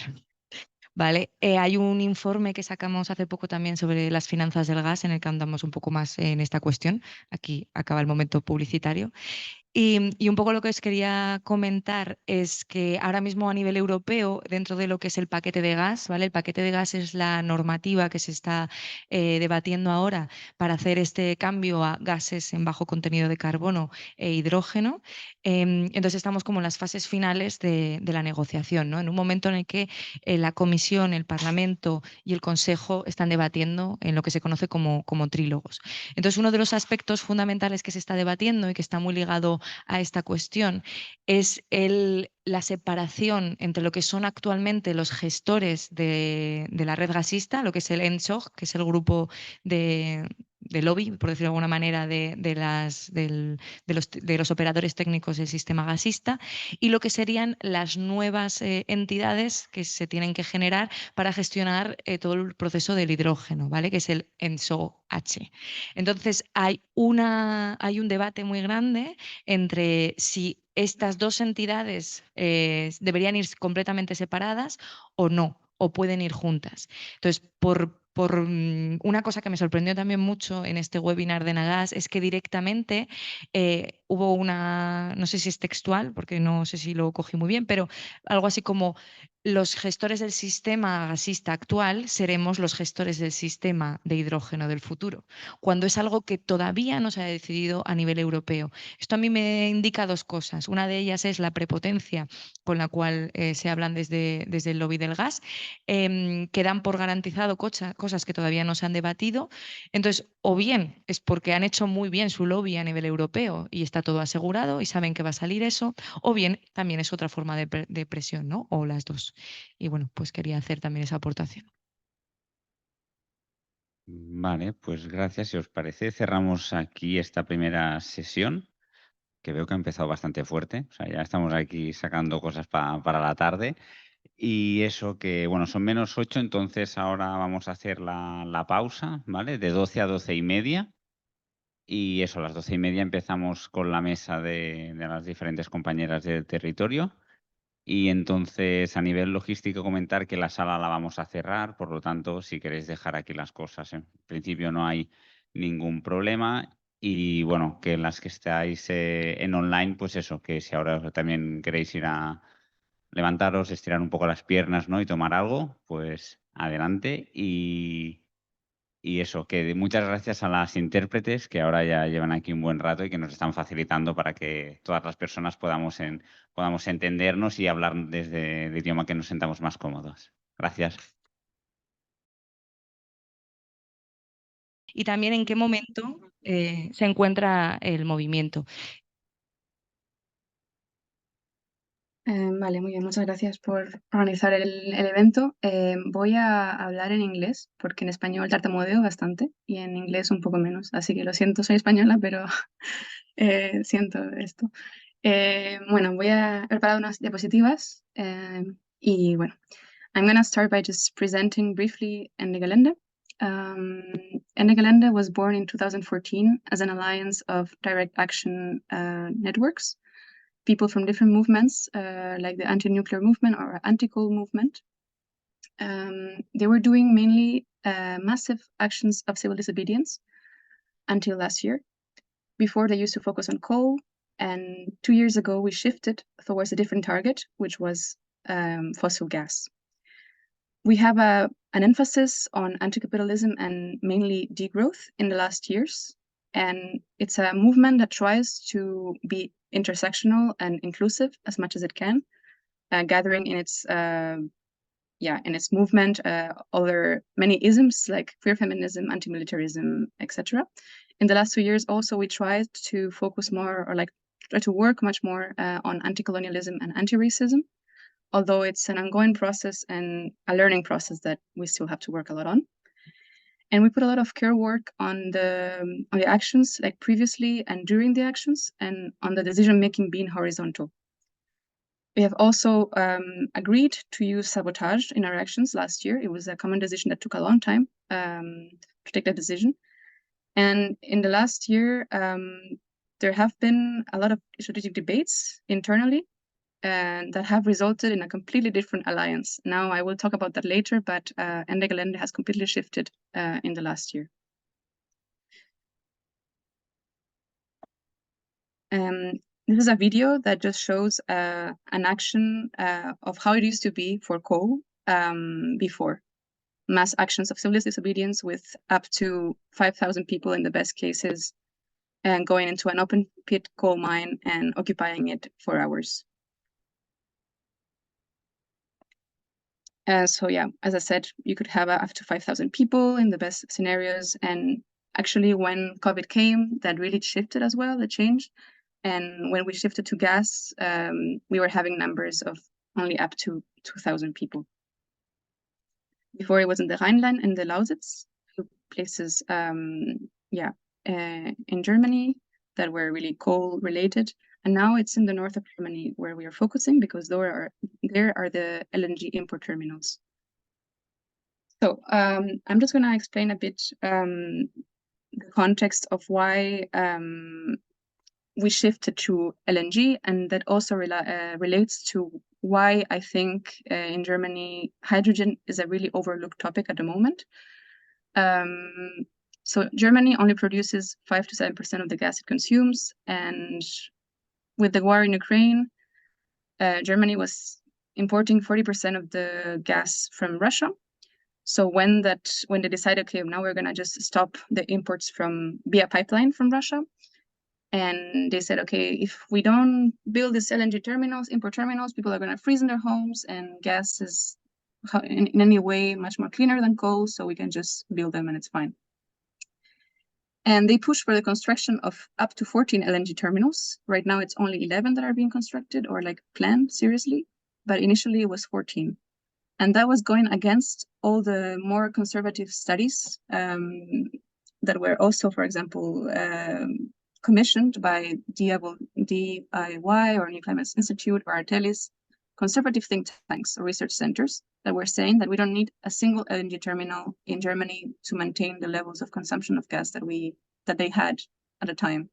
That only with energy efficiency and imports from other European countries, it could be completely, we could more or less reach the same levels of consumption.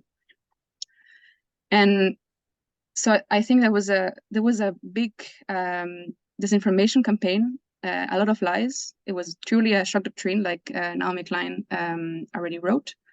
And the power of the fossil lobby was really obvious, really explicit. And to push for this fossil lock-in, there was a LNG Acceleration Act that was the one that declared these 14 LNG terminals as an overriding public interest. And this LNG Acceleration Act also restricted severely and abolished, in some cases partially, the public participation rights. So public consultation or environmental impacts assessment, legal objection periods, that was all completely curtailed or cut in some cases simply. You could just present the paperwork for a project in the authorities, and you could immediately start building the project. The authorities didn't need to approve the project before you started building it. So it was really crazy levels of corruption. And well, it was not corruption because it was legalized by this LNG Acceleration Act. But the levels of lies and disinformation was crazy. Yeah, so the gas was mainly coming from countries of the Global South, Northern Africa mainly, and the main country was the United States. Now, for example, they're also trying to get LNG from Argentina. They're building an export terminal there. And it was places where there's just crazy neocolonialism, extractivism that is literally killing people in those places for the effects of the fossil gas extraction or fracking. And in the United States, you also have those projects in places where BIPOC people or indigenous people are living. So it's clearly environmental racism. Germany and Europe are also, hoarding the market, and Pakistan is just, or other countries in the Global South are just suffering an energetic crisis. And so the main narrative of Ende Gelande at the moment was, instead of just pushing for energy efficiency, energy efficiency, what was proven by the studies that would be enough with other arrangements to just withstand the supposed crisis with Russia. We were pushing for degrowth and energy sufficiency and putting the emphasis on the German industry for the production of plastics, fertilizers, cars, because that made up to 35 to 40% of the demand of fossil gas in Germany. And for that, we did many actions with other countries, like other groups in other countries, like up to 15 countries. And we did a simultaneously coordinated action in 2021 against neocolonial extractivism, basically. And these are some pictures of the latest mass actions that we had. And perhaps I can stop here, but I can just say a bit more about the current process if you want, or what the situation is at the moment. Sí, una de las cosas que te queríamos preguntar, ¿no? Empezábamos con el caso de Alemania, ya que, digamos, la justificación, ¿no? Para hacer este proyecto, por lo menos por parte del gobierno español, del gobierno portugués, siempre ha sido, ¿no? esa necesidad de supply, de proporcionar hidrógeno, ¿no? al centro de Europa y en concreto a Alemania.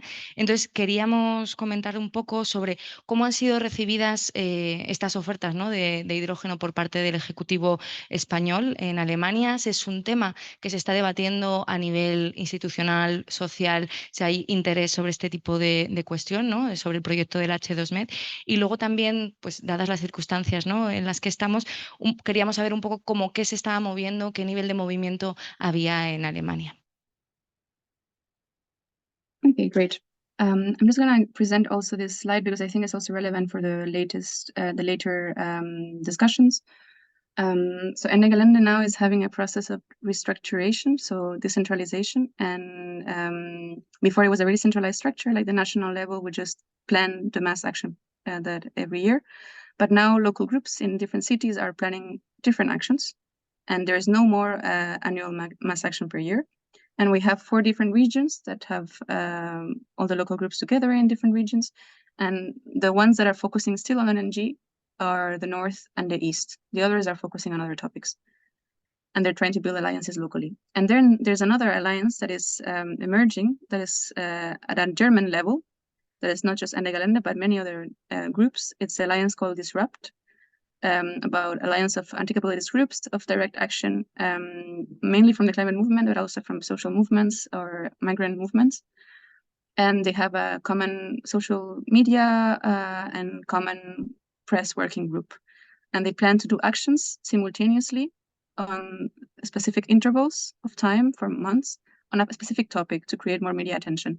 And I think this is relevant because although Ende Gelande is not focusing right now on hydrogen, there could be other groups that could emerge that would then be able to thematize hydrogen within this Disrupt Alliance.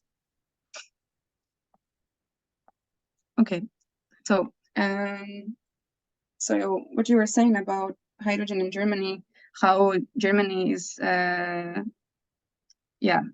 they're, cómo están recibiendo, ¿no? el hidrógeno.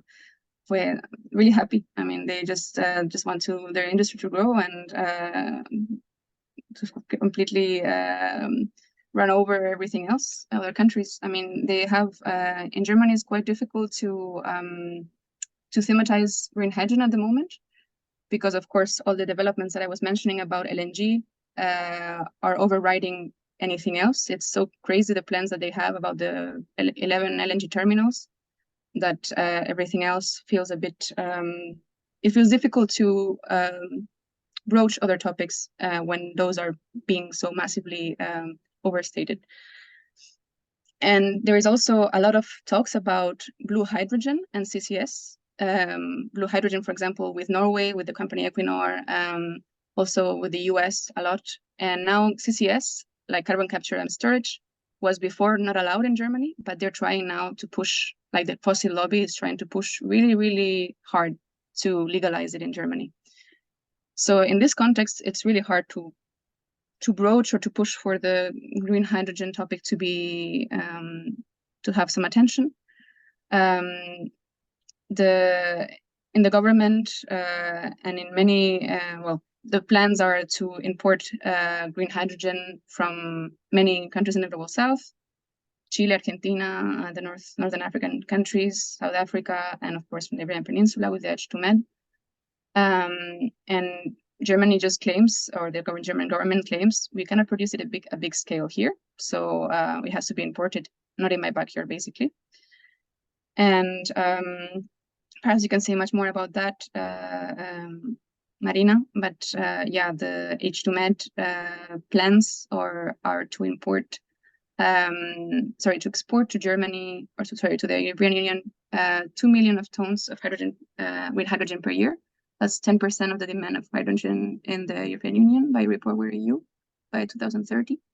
And 5 days ago, the CEO of Enagás said that actually they will export 2.5 million of tons to Germany. And that's just to supply their growing and never-ending industry for uses in many different areas like plastics, fertilizers, automobile, aviation. There is no debate whatsoever in the German public about reduction of consumption or reduction of energy consumption. Just a funny anecdote, in Germany, they don't have speed limits. In Spain, we do have speed limits.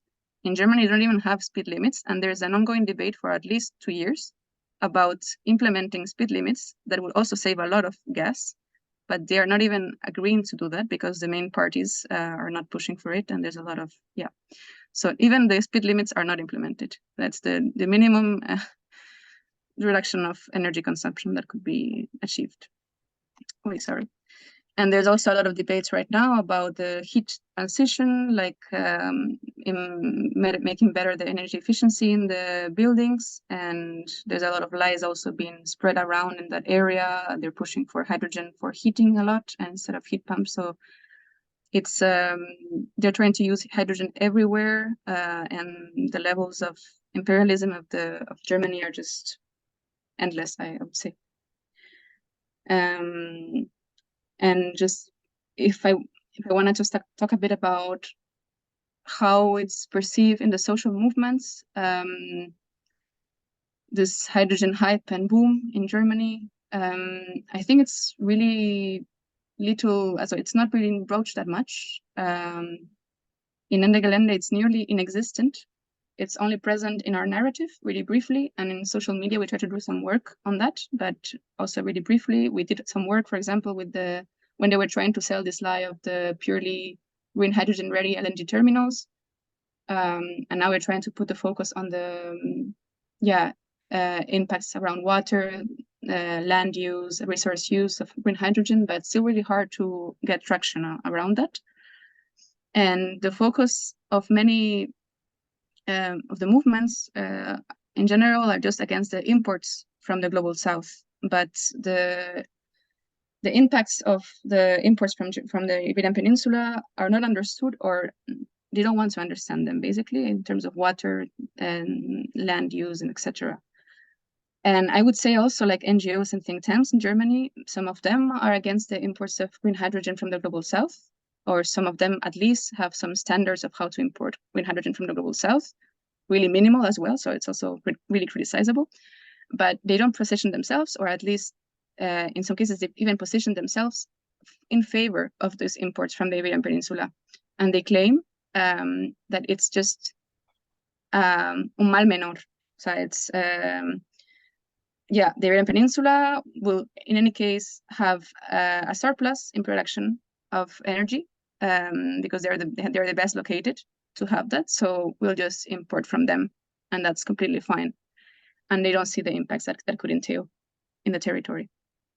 And this also has an impact in the social debate, because in the public debate, because the movements are overwhelmed with so many topics like LNG and blue hydrogen and stuff, and the NGOs are not pushing for any kind of narrative reshaping or changing the public imaginaries around extractivism.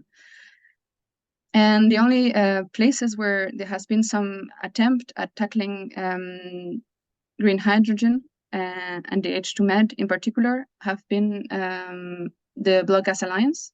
There was some actions from different European groups in Vienna against the European last conference last March, and they started to they started to discuss among some groups around green hydrogen and H2MED in the narrative as well, but it was always in the background.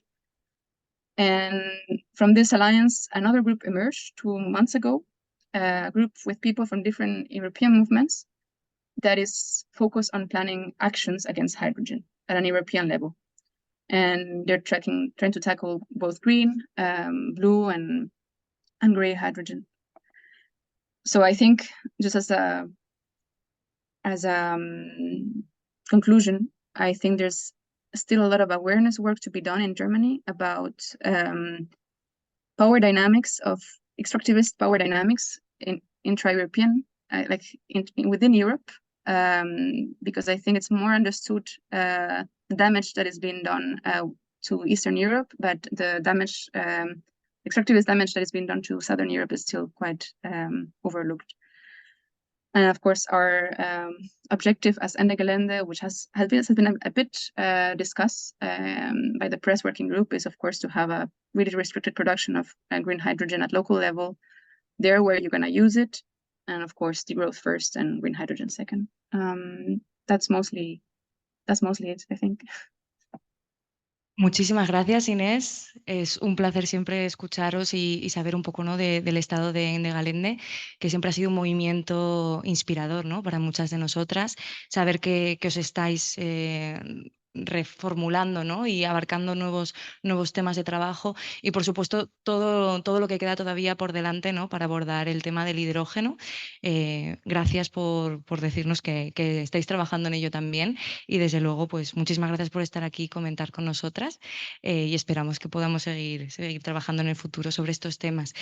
Por comentar un poco, si queréis hacer preguntas, las vamos a reservar para el final, tanto las que estéis online las podéis ir escribiendo por el chat, y así las vamos recopilando, como las personas que estáis aquí en presencial, y después de la intervención del resto de las compañeras haremos un panel de discusión para contestar las preguntas y poder ahondar un poco más en el debate. Así que muchísimas gracias, Inés, un placer, y un aplauso.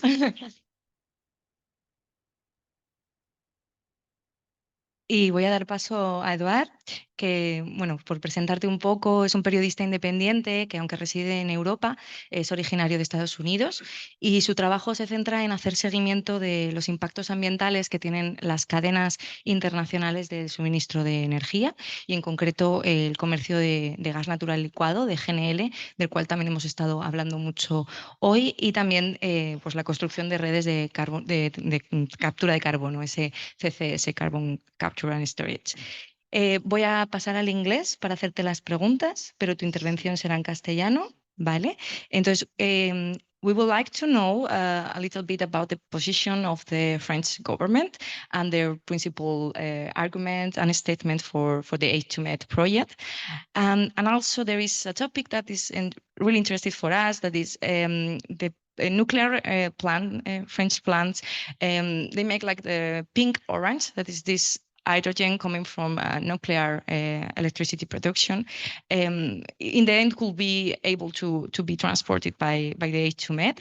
So this is a position that our currently energy minister, environmental minister, Teresa Rivera, is very confronting. So do you believe that this can be one of the main topics of discussion between the different governments in which the H2MED will go by? And also we want to know a little bit more about the situation in Marseille, about the H2MED, and if it exists a real movement that is opposing this infrastructure. Thank you. Okay. All right. Entonces, buena tarde y buenas tardes a todo el mundo. Y comenzaré con un conte, un poco una historia, y después contestaré a las preguntas quizás en inglés, porque tengo que preparar un poco en castellano.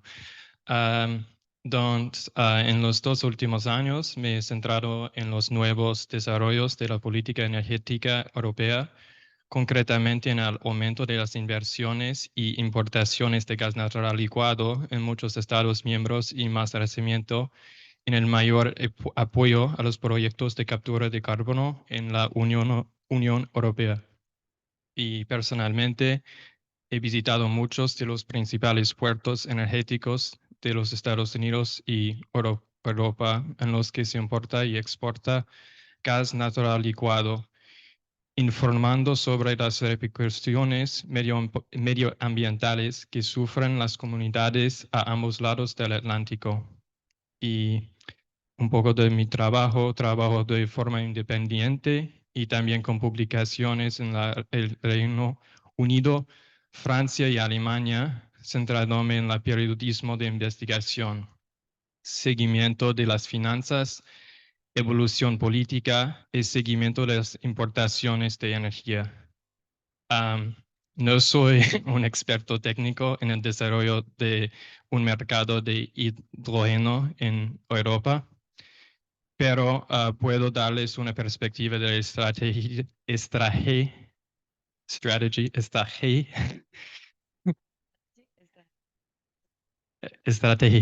energética actual de otros actores clave del proyecto H2MED o H2MED, Francia, Alemania, pero no soy de Irlanda, entonces hablaré más de Francia, donde he vivido, trabajado recientemente.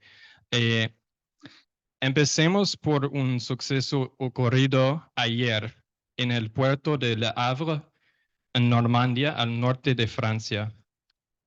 Y un metanero arrendado por Total Energy y financiado parcialmente por el gobierno francés, llegó al puerto industrial procedente de China para servir de terminal flotante de metano durante al menos los próximos 5 años. Y no importa que el consumo de gas de Francia se redujera aproximadamente un 16% entre agosto de 2022 y julio de este año, y que no hubiera problemas para mantener las luces encendidas el pasado invierno, como advirtieron las principales empresas energéticas del país.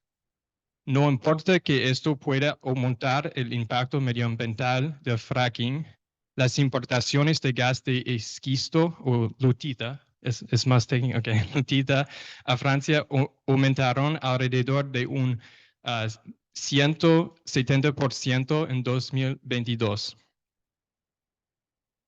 En julio de 2022, Total se adjudicó el contrato de Le Havre para ampliar sus importaciones de gas. La empresa saldrá muy beneficiada. Ya explota más de 2.000 pozos de fracking en Estados Unidos. Es socio de varias terminales de exportación de GNL. Puede operar en todos los niveles de un sistema integrado. Financiaron Total y el gobierno francés una nueva terminal debido a las medidas de emergencia a causa de la guerra en Ucrania. Al fin y al cabo, Francia sigue importando gas natural licuado de Rusia. Por ejemplo, la planta Arctic LNG, patrocinada por Total con regularidad en este año. Solo hay que consultar el sitio web de seguimiento de buques Marine Traffic para ver los buques de transporte, los metaneros de GNL procedentes de Rusia en la actualidad. Los ejecutivos de Total son muy astutos. Pueden traficar con gas procedente tanto de Rusia como de los Estados Unidos al tiempo que se benefician de la crisis. Pero ¿qué tiene esto que ver con el Mediterráneo o con H2MED en concreto? Para empezar, Francia es en condiciones de beneficiarse directamente como nuevo centro de distribución de gas para sus vecinos, en particular Alemania. La infraestructura ya existe, como en Le Havre, y los competidores españoles y portugueses no tienen por qué compartir los beneficios con los importantes importadores y transportistas franceses, como ocurrió con el fallido MidCat. Un gasoducto de Alemania a Francia ya invirtió la dirección de sus flujos el año pasado. Francia reexportó un volumen récord de gas GNL regasificado a sus vecinos el año pasado. Así pues, parece que la península ibérica va a exportar energía a través de Francia, será hidrógeno. Uno de los componentes, el gasoducto, el hidroducto Barmar, saldría de Barcelona, donde el puerto energético está a la vista desde Montjuic.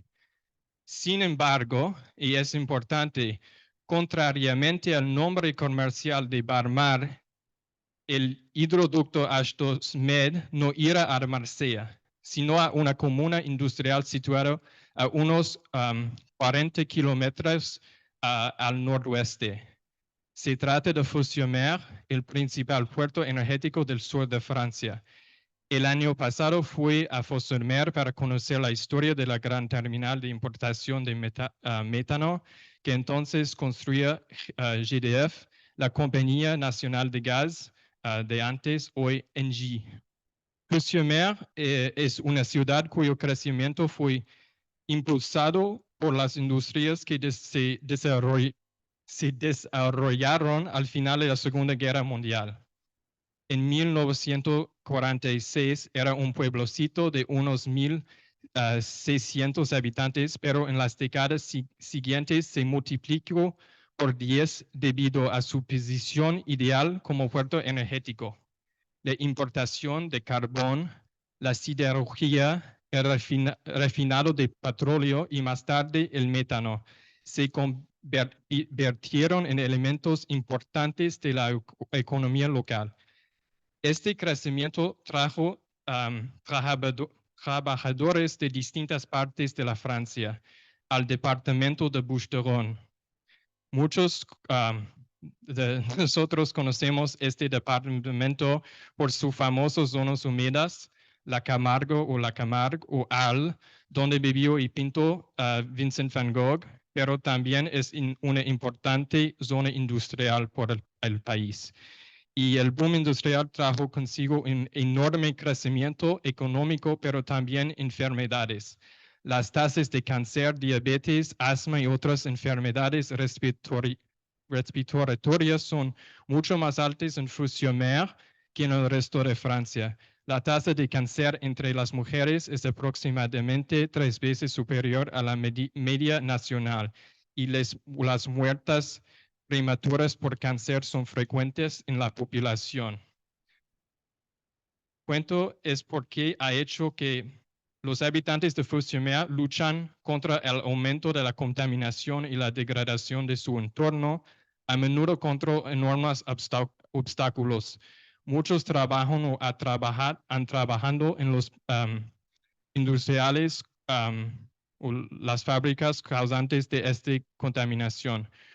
Un pequeño grupo de ciudadanos ha librado batallas legales contra la mayor empresa de gas de Francia entre 2003 y 2011, creo, sobre la envergadura de su proyecto de importación de metano. Y desde entonces ha puesto en marcha múltiples iniciativas contra la contaminación en la región. Sin embargo, los habitantes de Fos-sur-Mer no están en contra de toda la industria y es importante con una perspectiva ecologista. La prioridad es limitar la contaminación. Me imagino que pueden ver en H2MED una alternativa mejor para la región en función de los impactos evaluados. Para ellos podría ser una mejor fuente de empleo que una acería o una refinería de petróleo que les está matando directamente. Esta es la impresión que me dio el encuentro con una de las principales figuras de las exitosas campañas ciudadanas locales de allí. Se enfrentan a muchos problemas de la industria y eligen sus batallas. Por ejemplo, también el pasado mes de marzo, cuando se convocaron huelgas en toda Francia, las trabajadores de las refinerías, incluidos los de Fos-sur-Mer, fueron algunas de las fuerzas más potentes del movimiento nacional de protesta contra la reforma de la edad de jubilación.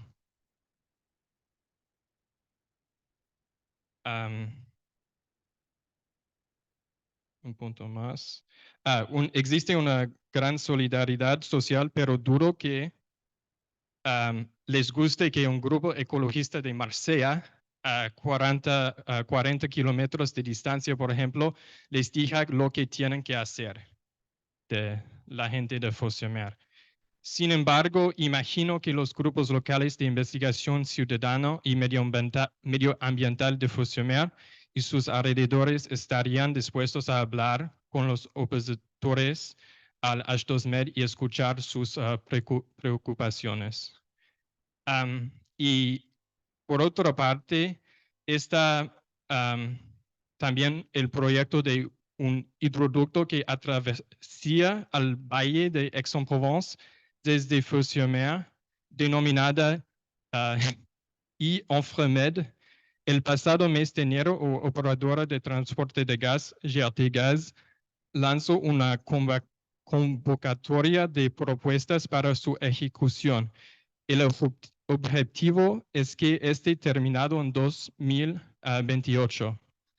El destino es la comuna de Monosc, a unos 100 kilómetros de Fos-sur-Mer, donde se almacenaría en un centro de hidrógeno ya en fase de planificación. Creo que muy pocos habitantes de la zona por donde pasaría este gasoducto saben que se ha propuesto. Todavía no he encontrado ningún diseño de construcción de trazado de hidroducto. Tal vez aparezca pronto. Y es un poco de la situación en Francia, pero para contestar las preguntas, puedo también de la hidrógeno rosa o... Sí. Okay. Also,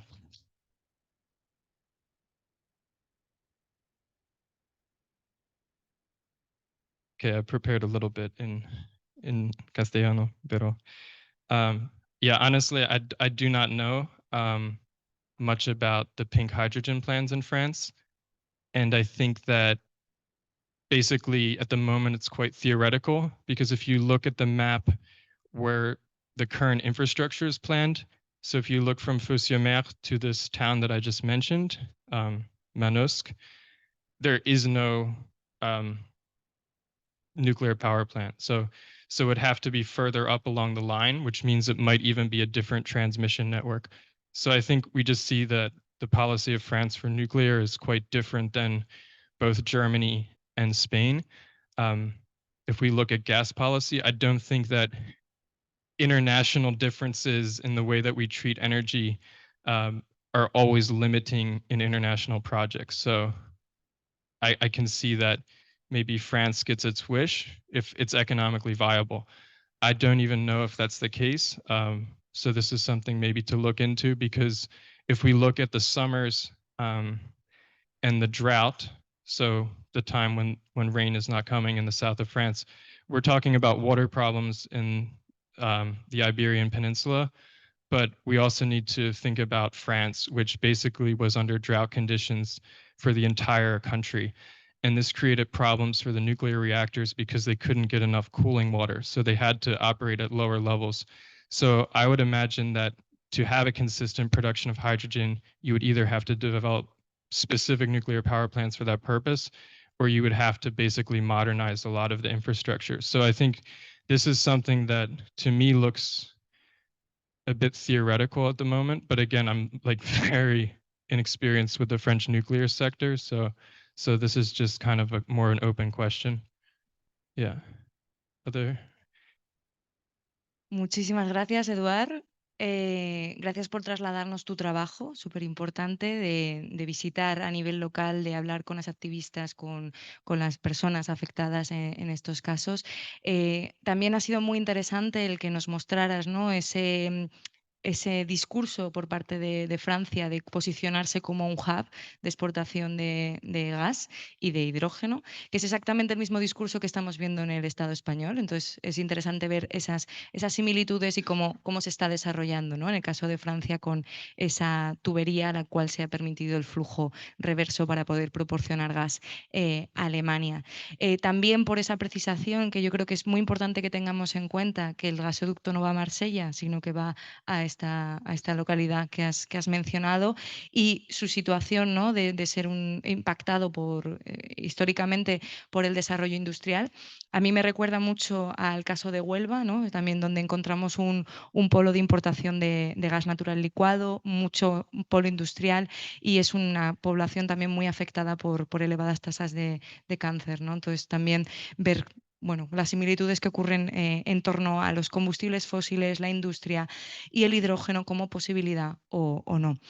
Sí que comentar que desde la red Gas No Solución, una de las cuestiones que planteamos, ¿no?, es que los sitios de producción del hidrógeno tienen que estar allí cerca de donde se va a consumir para limitar el impacto del transporte, y quizás esa sea una de las vías de poder establecer comunicación con las activistas de allí y poder como desarrollar mayor debate. Así que muchísimas gracias de nuevo. Un aplauso, por favor. Como veis, estamos haciendo el recorrido de forma inversa. Hemos empezado en Alemania, hemos pasado por Francia. El Estado español lo representamos prácticamente todas las personas que estamos aquí hoy, la red Gas No Solución, así que nos vamos a dejar para el debate, ¿vale?, para que haya posibilidad de escuchar también al resto de compañeras, y vamos a pasar ahora a Portugal, que en este caso nos acompaña Rita, de Rita Prates, que es doctora en Ingeniería Química, trabaja en Cero desde Cero, que es una organización portuguesa de 2022, y se ha ido centrando, ¿no?, en diferentes proyectos que abordan pues desde la descarbonización de la industria del cemento, el hidrógeno verde y también la movilidad sostenible. Con Cero hemos trabajado desde el inicio en el seguimiento del H2MED y han estado abogando contra él, igual que abogaron por el fin del gas, están abogando por el fin del gas fósil en Portugal. Así que muchas gracias por venir hasta aquí también, Rita. Te voy a hacer las preguntas en inglés y luego ya tú contestas en inglés, en castellano, creo que en inglés, ¿verdad? Sí, vale. So, as we've seen in the Frida's presentation, the Portuguese part of the H2MED, the CELFAR, is super look-alike, like the third interconnection, gas interconnection between the Portuguese and Spanish states. And what was the opposition to this project then in Portugal? And also, we want to know that nowadays, how is the position of the Portuguese government and their principal statement?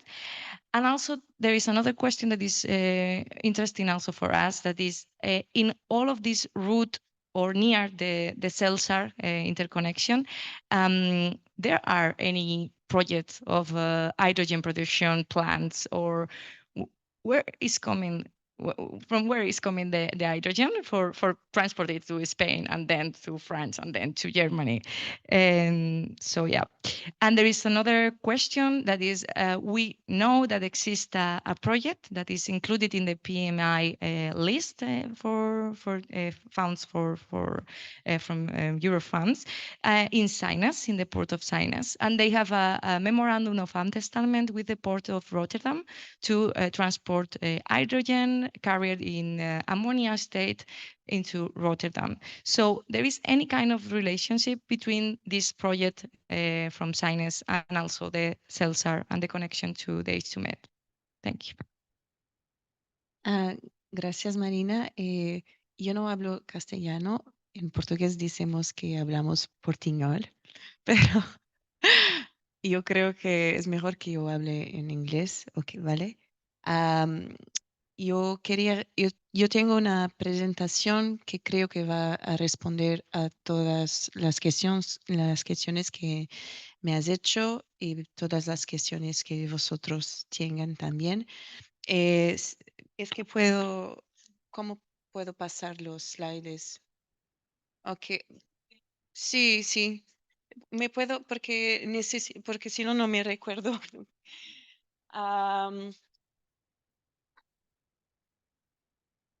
Okay, just to start about, Zero, it's an environmental organization in Portugal, one of the most known environmental organization. We are known for being science-based.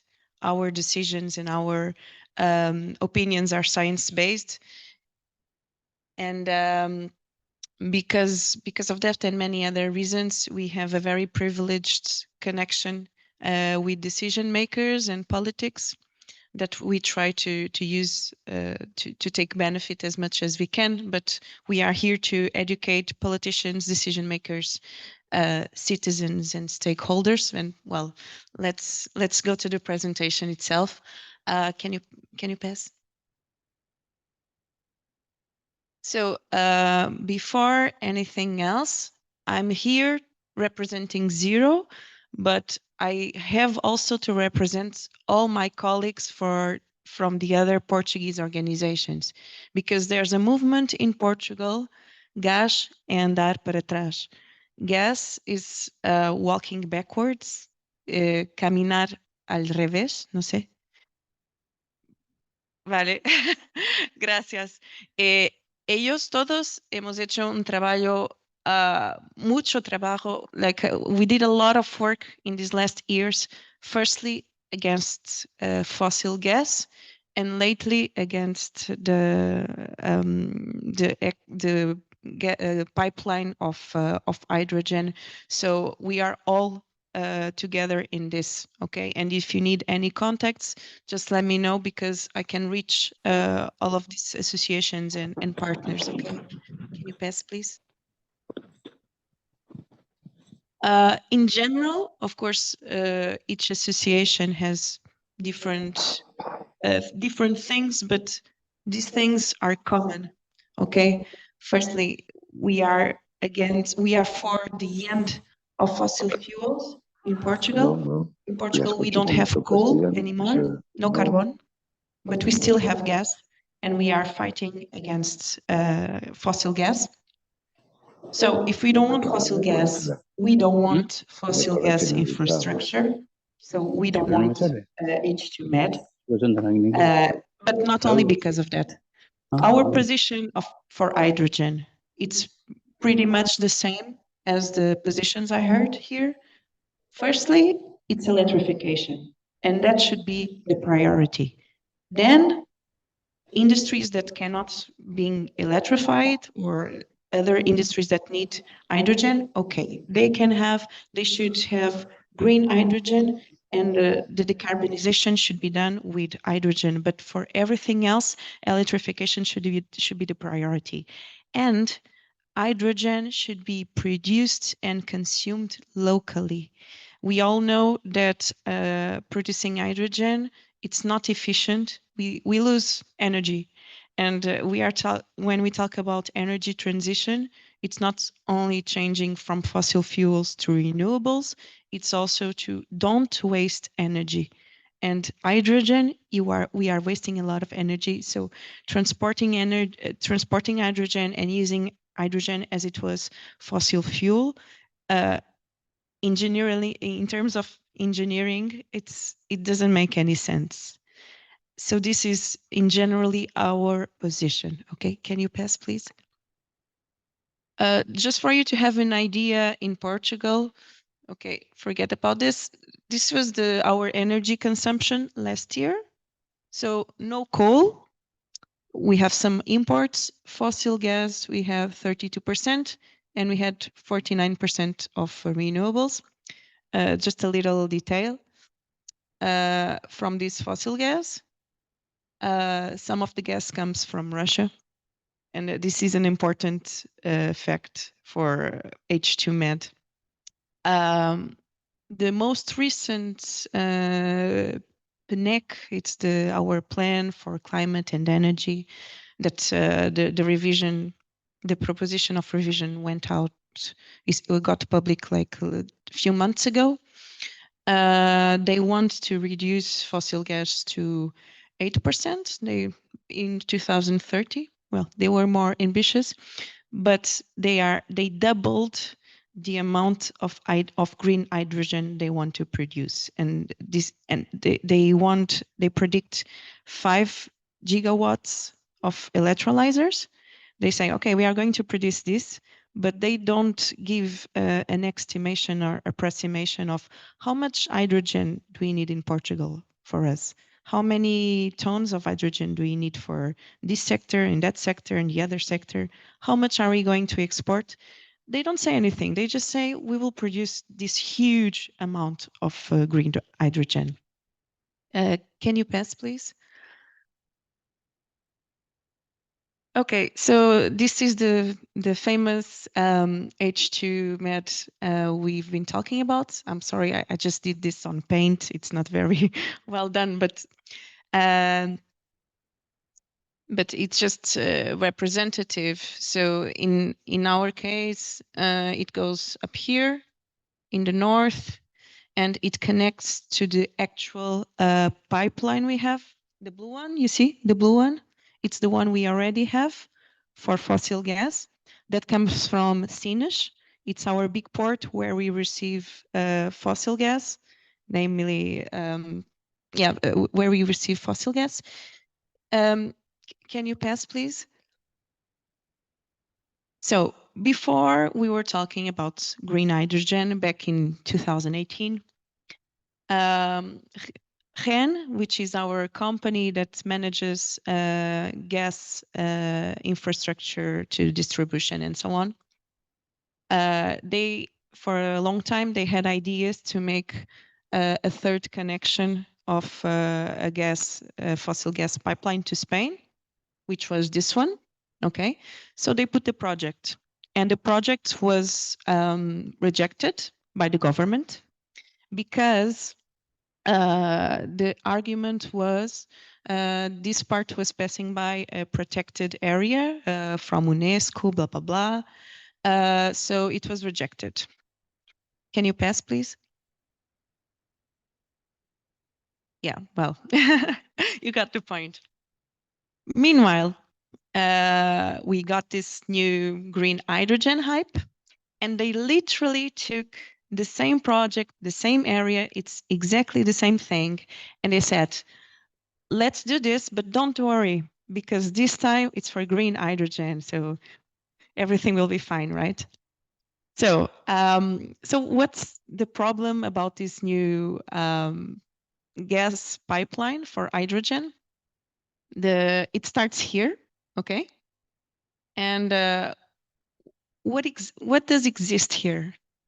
In here, I mean, we have a beautiful landscape and some villages. There's no hydrogen production. There's no industry. There's no big renewable energy plants. There's nothing. The only thing you have here is a fossil gas pipeline.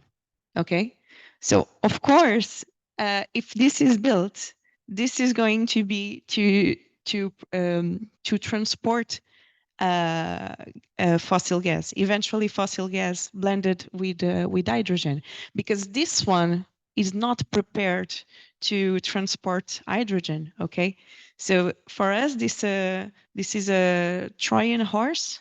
I don't know. Do you know the expression for natural gas? Sorry, fossil gas. Can you pass, please?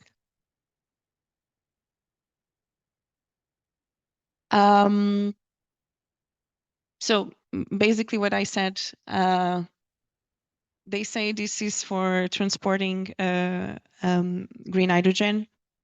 Only this part is prepared to transport green hydrogen. This part it's not. And secondly, even if we, okay, let's transport 100% green hydrogen and let's adapt all of this. Fine, but transporting green hydrogen, you have a lot of energy losses. It doesn't make sense. It's not the most efficient way to transport energy. So these are our main arguments why we are against H2MED. If you can pass, please. This is in Portuguese. I'm really sorry. I didn't have the time to translate. I was on vacations with my family like yesterday, and I took the train. But even if they adapt the old gas pipe, it's like, how much was it? 600, 800 kilometers that will have to be taken out of the earth, of the soil, to be readapted to green hydrogen. This is a huge investment. This is a lot of work. Can you pass, please? Oh, so we were talking about the PCI lists projects. So we had 4 projects, okay? We had the one I showed you of CELSA, we call it CELSA, okay? We had 2 more. We had this one that it should meet the H2MED. Again, it starts here. There's nothing here. There's nothing. There's no industry. There's no renewable energy power plants. There's no hydrogen production. There's nothing. We have this one.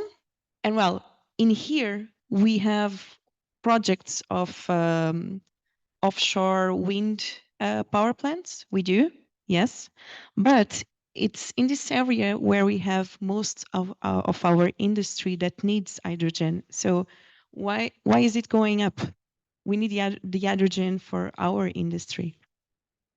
And the fourth project, it's in Sines, okay, the port of Sines, for electrolyzers and to liquefy hydrogen. Indeed, Sines it's a port, but it's also a place where you have a lot of industry. So it makes some sense to have electrolyzers, but liquefying hydrogen, again, it's a step where you are losing a lot of energy and you want to, okay, probably they want to export it to Rotterdam. And again, what about decarbonizing our industry? What about transporting hydrogen doesn't make, it's not efficient. Like those are our critics to that project. If you can pass, please. Okay, we need to work together. What have we done so far? So all of us, more or less, sometimes separately, sometimes together. Each one of these associations have different types of actions, of behaviors, but in the whole, they make a position. Can you pass, please? I didn't put pictures here, but there have been a lot of protests in the past years, and most recently, if I'm not mistaken, Climassimo and Scientist Rebellion, maybe. Well, some of our partners, they went to Sines and they closed one of the gas pipelines, and they were there. And many of our partners already said, listen, if they start building the pipeline, we will go there and we will stay there for the machines not to proceed. So this is their position. We also have been doing a lot of articles at Zero, especially we've been working a lot with press releases, opinions, public consultations. We participated in the public consultation of the PCI. Okay, and every time we have an opportunity in the Portuguese government, we give our opinion, and we are constantly asking for meetings with decision makers. We did all the partners together, Climassimo and Scientists Rebellion as well, this webinar explaining what is happening for people and other NGOs, because in Portugal, this is my sensibility, okay? I might be totally wrong, but in civil society, it's a subject that people don't understand much yet. They just understand that, well, green hydrogen, it seems good for the environment, so why shouldn't we export it and make some money out of it? This is my sensibility of the feeling people have about this subject. What have we done so far? What do we want to do more? Our plan would be to make a petition to go to the villages, to the cities where the gas pipe is passing, and to explain them what that represents in practice if that happens in their cities.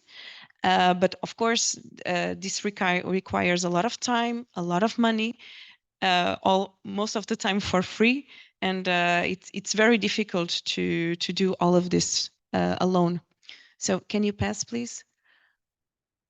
Well, one of the things I wanted to ask today, since we are here all together from different countries, we think we need to work together. We are stronger together. What can we do together? These are just two ideas, okay? We are doing protests more or less here and there. What if we do a collective protest? Okay, what if you do a protest in the same day, in different parts of the, I don't know, Spain, France, Germany, Portugal, Brussels. I think it was Linda, the second person that talked, Frida. Sorry, I think it was Frida that was telling us that there are two critical moments in October for the approval of the PCIs. What if you use that moment to do a big protest? This is just an idea. I would love to hear your opinion about that. And secondly, okay, don't take this as criticism. This is just as asking, one of the biggest arguments for hydrogen exports is that Germany needs a lot of hydrogen, okay? And we question if Germany does really need all this amount of hydrogen, because we know, and some studies show that if you have really high energy efficiency, and someone talked about this before, Inês, I think, if energy efficiency was really like high, you wouldn't need this amount of hydrogen or natural gas.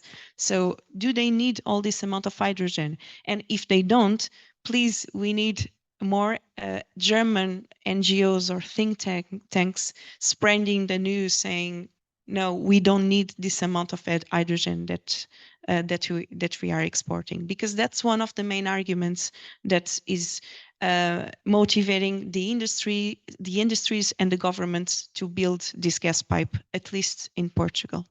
So basically that's it. I'm sorry if I took too much time. Can you pass, please? And yeah, if you have any questions, please let me know.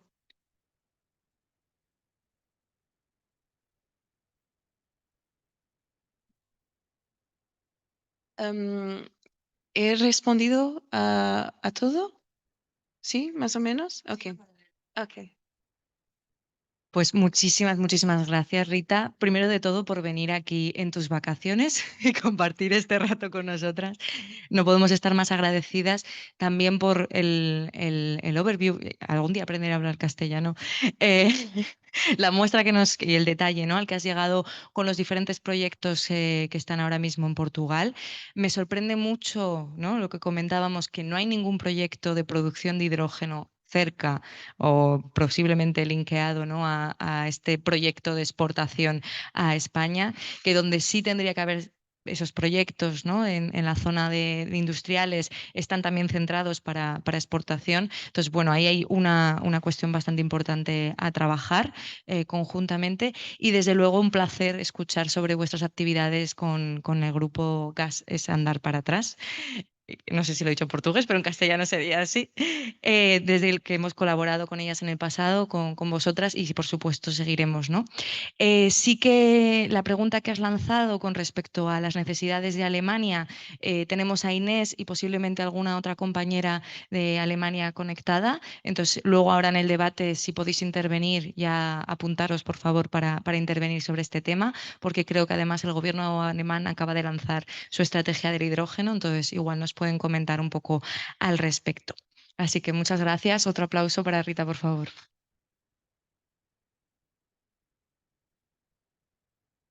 Y bueno, y tenemos también a Càrol Coll, que un placer tenerte aquí, compañera, por fin en persona, nos vemos. Càrol es miembro de la plataforma de respuesta al MidCat y también de la Sarsa por la soberanía energética y activista climática desde hace un montón de años. Te hemos reservado para el final porque queríamos que nos hablaras un poco sobre el MidCat, ¿no? Cómo fue el proceso, cómo fue la posición desde el territorio. ¿Cuáles fueron también esas líneas de acción estratégicas que trazasteis? ¿Cuáles fueron los éxitos, los fracasos? ¿Qué lecciones podemos aprender de esa lucha, ¿no? Y a mí quería terminar con el tema del MidCat porque creo que es importante que nos demos cuenta de que esto es una gran victoria. Si el H2MED ahora mismo se está planteando para hacerlo vía submarino, ¿no?, desde Barcelona, en lugar de pasar por terrestre, es por la oposición que ha habido a nivel territorial a los dos lados del Pirineo. Entonces yo creo que esto es algo de lo que hay que sentirse orgullosas, de lo que hay que sentir como propio, y hay que aprender mucho de ello para evitar que se repita en el futuro, ¿no? También quería preguntaros, ¿no?, que cómo, ahora que no existe la amenaza del MidCat, aunque siempre puede resurgir, cómo estáis viendo, ¿no?, esta lucha, esta próxima lucha con el H2MED y en concreto con el Barmar. Así que muchas gracias por estar aquí. Gracias. Yo también he preparado una pequeña presentación más que nada, para ilustrar algunas de las cosas que voy a explicar. Y bueno, si pasamos a la primera, si pasáis adelante, ¿qué es el MidCat, no? Pues yo lo definiría simplemente como un fantasma. Es decir, es una cosa que aparece y desaparece, que todo el mundo la ve pero no existe.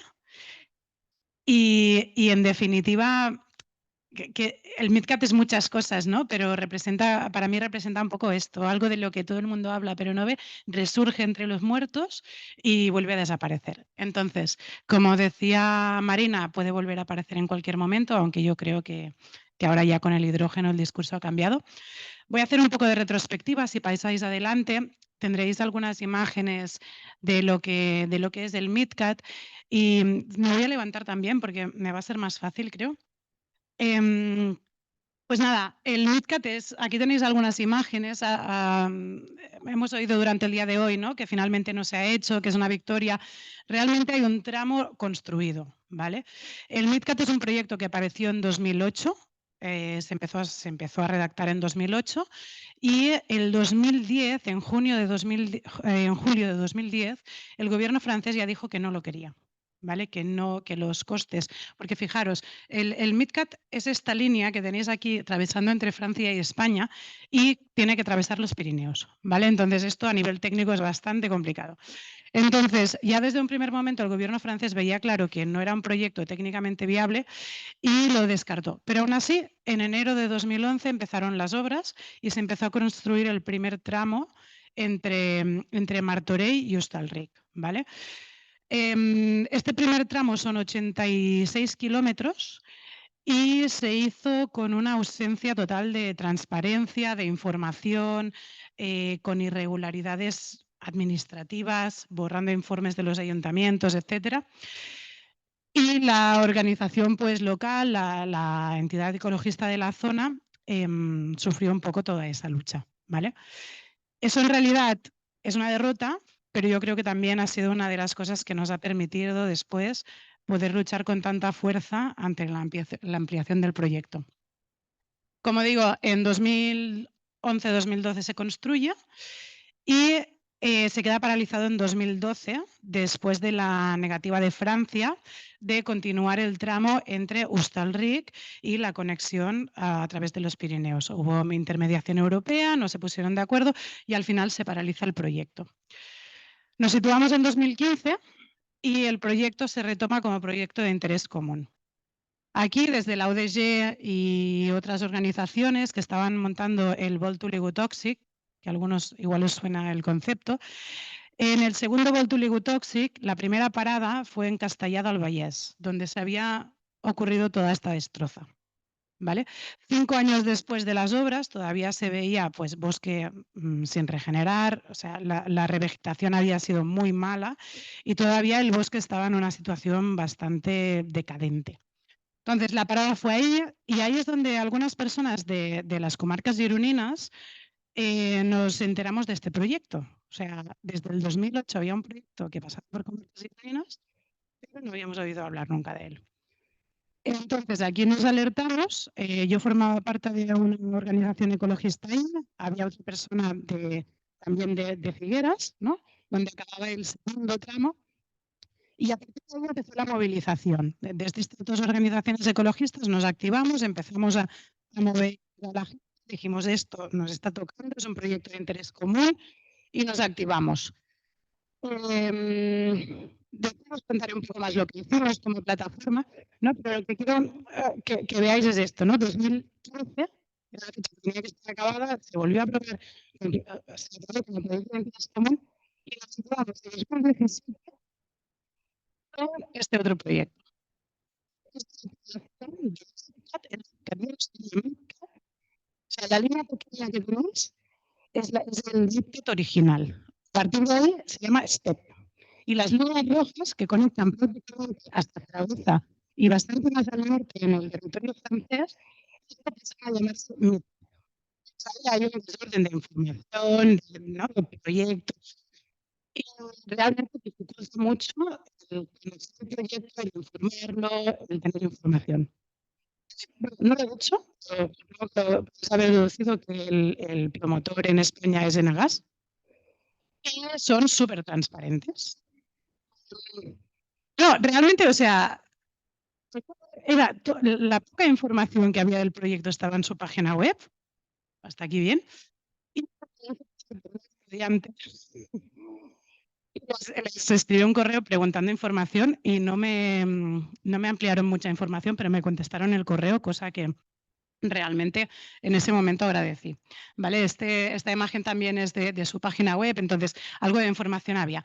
Pero realmente a nosotros la principal crítica o la dificultad más grande que tuvimos fue la falta de transparencia y de información del proyecto. Si pasáis a la siguiente... bueno, me he quedado en el 2017. Bueno, a partir de ahí, con este macroproyecto que el MidCat ya era 3 veces más grande que el original.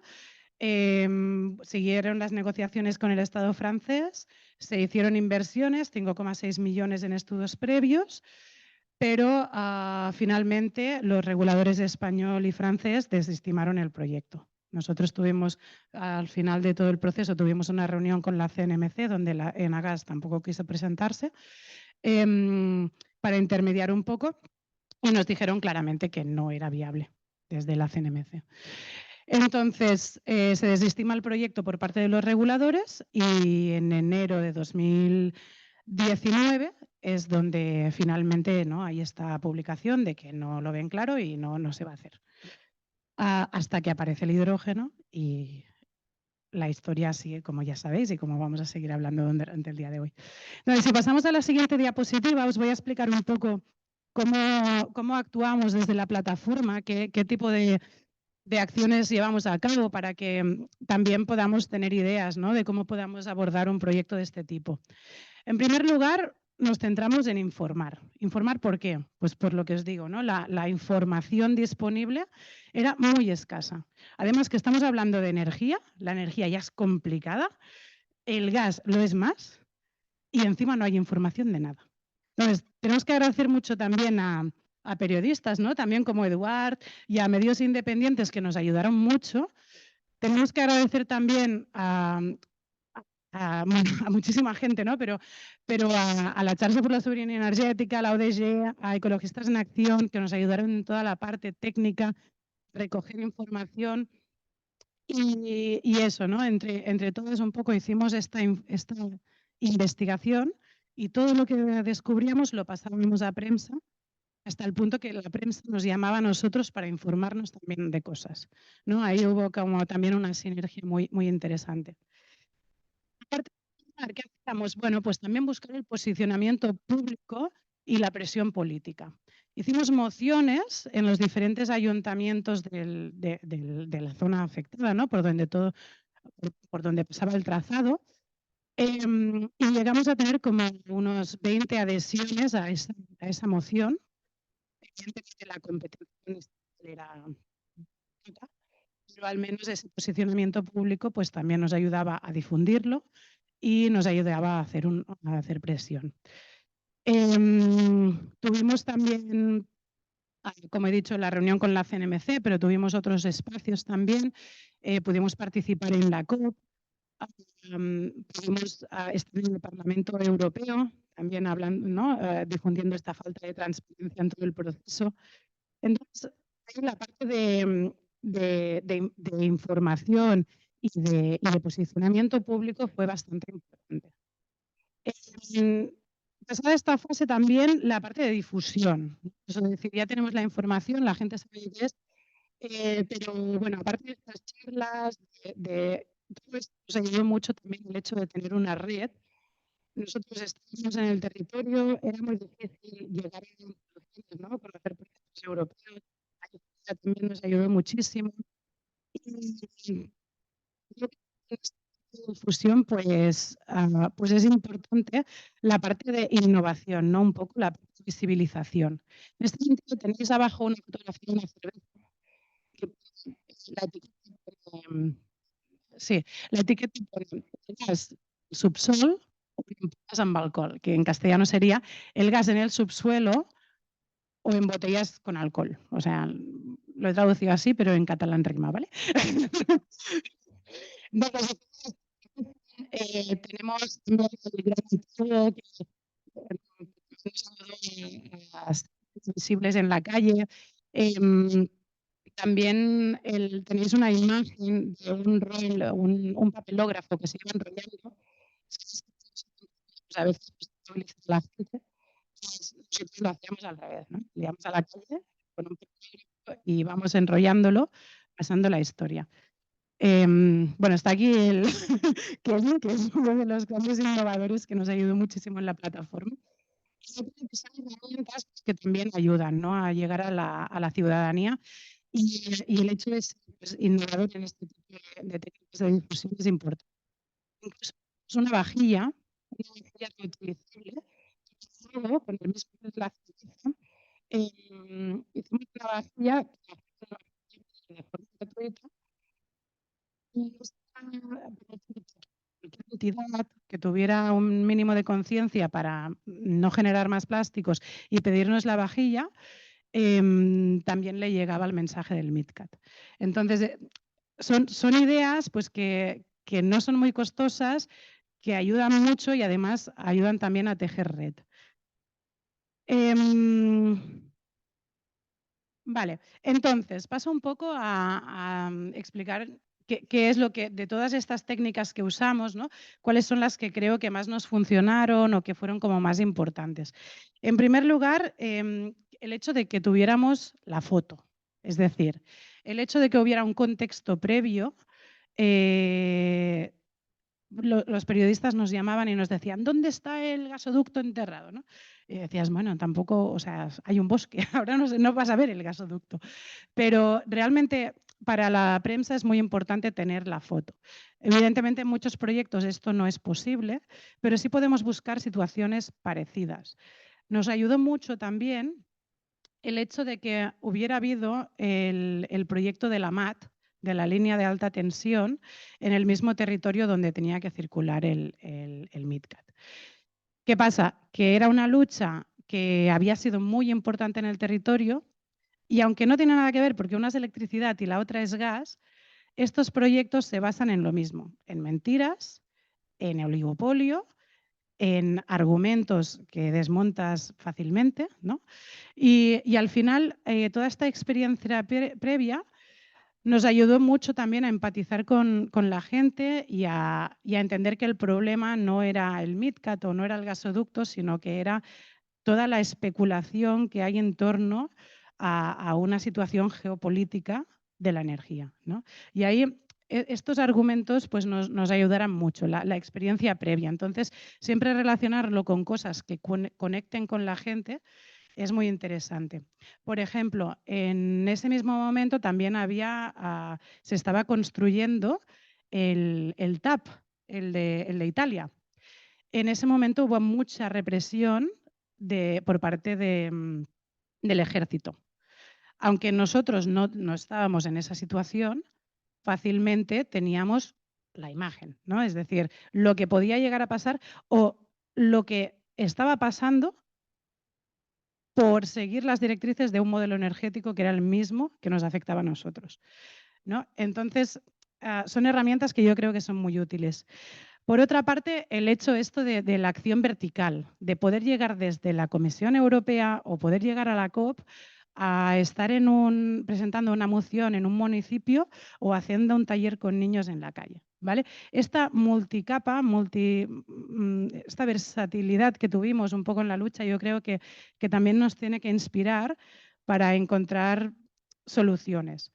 Al final, es verdad que en temas de energía es difícil llegar a la gente, pero también es un tema que nos toca a todos, ¿no? Y en este sentido, lo que os comentaba antes, ¿no? Pues esta parte de innovación y de red. Nosotros hicimos red no solo con los gas TVs a nivel europeo, la red Gas no es Solución, también tuvimos mucha colaboración con Francia, con los activistas franceses, y ellos en realidad nos ayudaron mucho porque si bien en Francia se llevó a cabo un proceso participativo, que en España no hubo, nos permitió tener mucha información. Es decir, las cuestiones más técnicas nos venían por parte del proceso participativo oficial que estaba habiendo en Francia. Entonces, esta red también nos ayudó muchísimo. Y evidentemente también pues, en cuestiones, ¿no? de financiación, de encontrar espacios donde hacer difusión, etcétera. Y finalmente quería mencionar el tema de tener una visión holística. Nosotros no nos oponíamos al MidCat como proyecto, nos oponíamos a este modelo gasista, nos oponíamos a las inversiones millonarias. El MidCat tenía que costar 3.000 millones de euros de presupuesto inicial. Y por lo tanto, este gasto de dinero público en una transición que considerábamos que no era la que queríamos, ¿no? Entonces, esta visión de llevar conjuntamente el fracking, las prospecciones marinas, las líneas de alta tensión, los proyectos de gas, era lo que nos permitió tomar un discurso que fácilmente calaba en la gente y que entraba en mucha coherencia. Entonces, nosotros actualmente como plataforma ya no estamos activos, pero sí que del movimiento que hubo, sigue habiendo gente pues, que participa en la red de gas no solución, en proyectos como el Barmar, pero yo creo que lo más importante realmente ha sido la historia que ha calado en el territorio y la movilización de agentes, sobre todo personas jóvenes, que crearon el grupo de Extinction Rebellion y que crearon también una plataforma que se llama Girona por el Clima, que actúa a nivel transversal con entidades sociales y ambientales en todo lo que es la lucha climática, ¿vale? Tanto a nivel de justicia social como ambiental en materia climática. Yo creo que es este discurso holístico lo que ha hecho que estas personas jóvenes se hayan movilizado y hayan liderado estos nuevos movimientos o estas acciones. Y de alguna forma yo creo que esta es la gran victoria que ha habido, porque cuando tú vas solo en contra de un proyecto, pero no ves la multicapa, una vez se acaba el proyecto, ya no hay lucha. En cambio, si estamos oponiéndonos a combustibles fósiles en general o estamos buscando una transición energética distribuida en manos de la ciudadanía, entonces ahí la continuidad y la historia continúa. Así que nada, muchas gracias.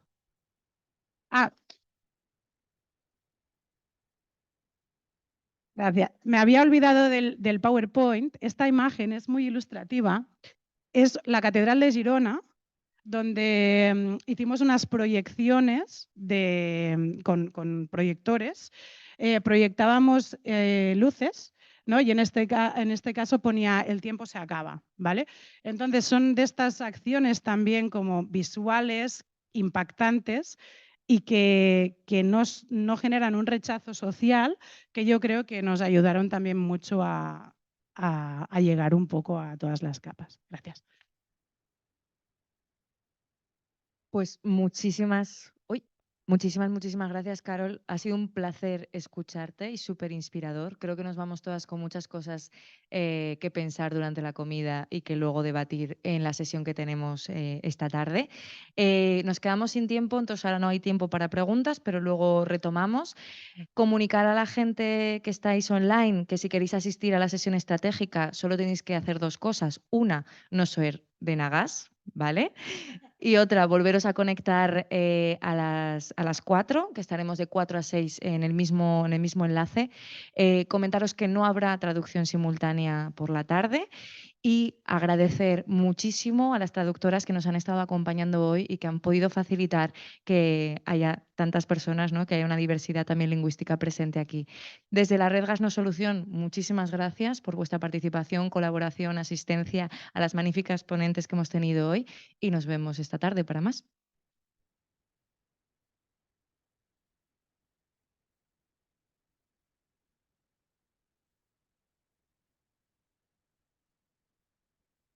Comer.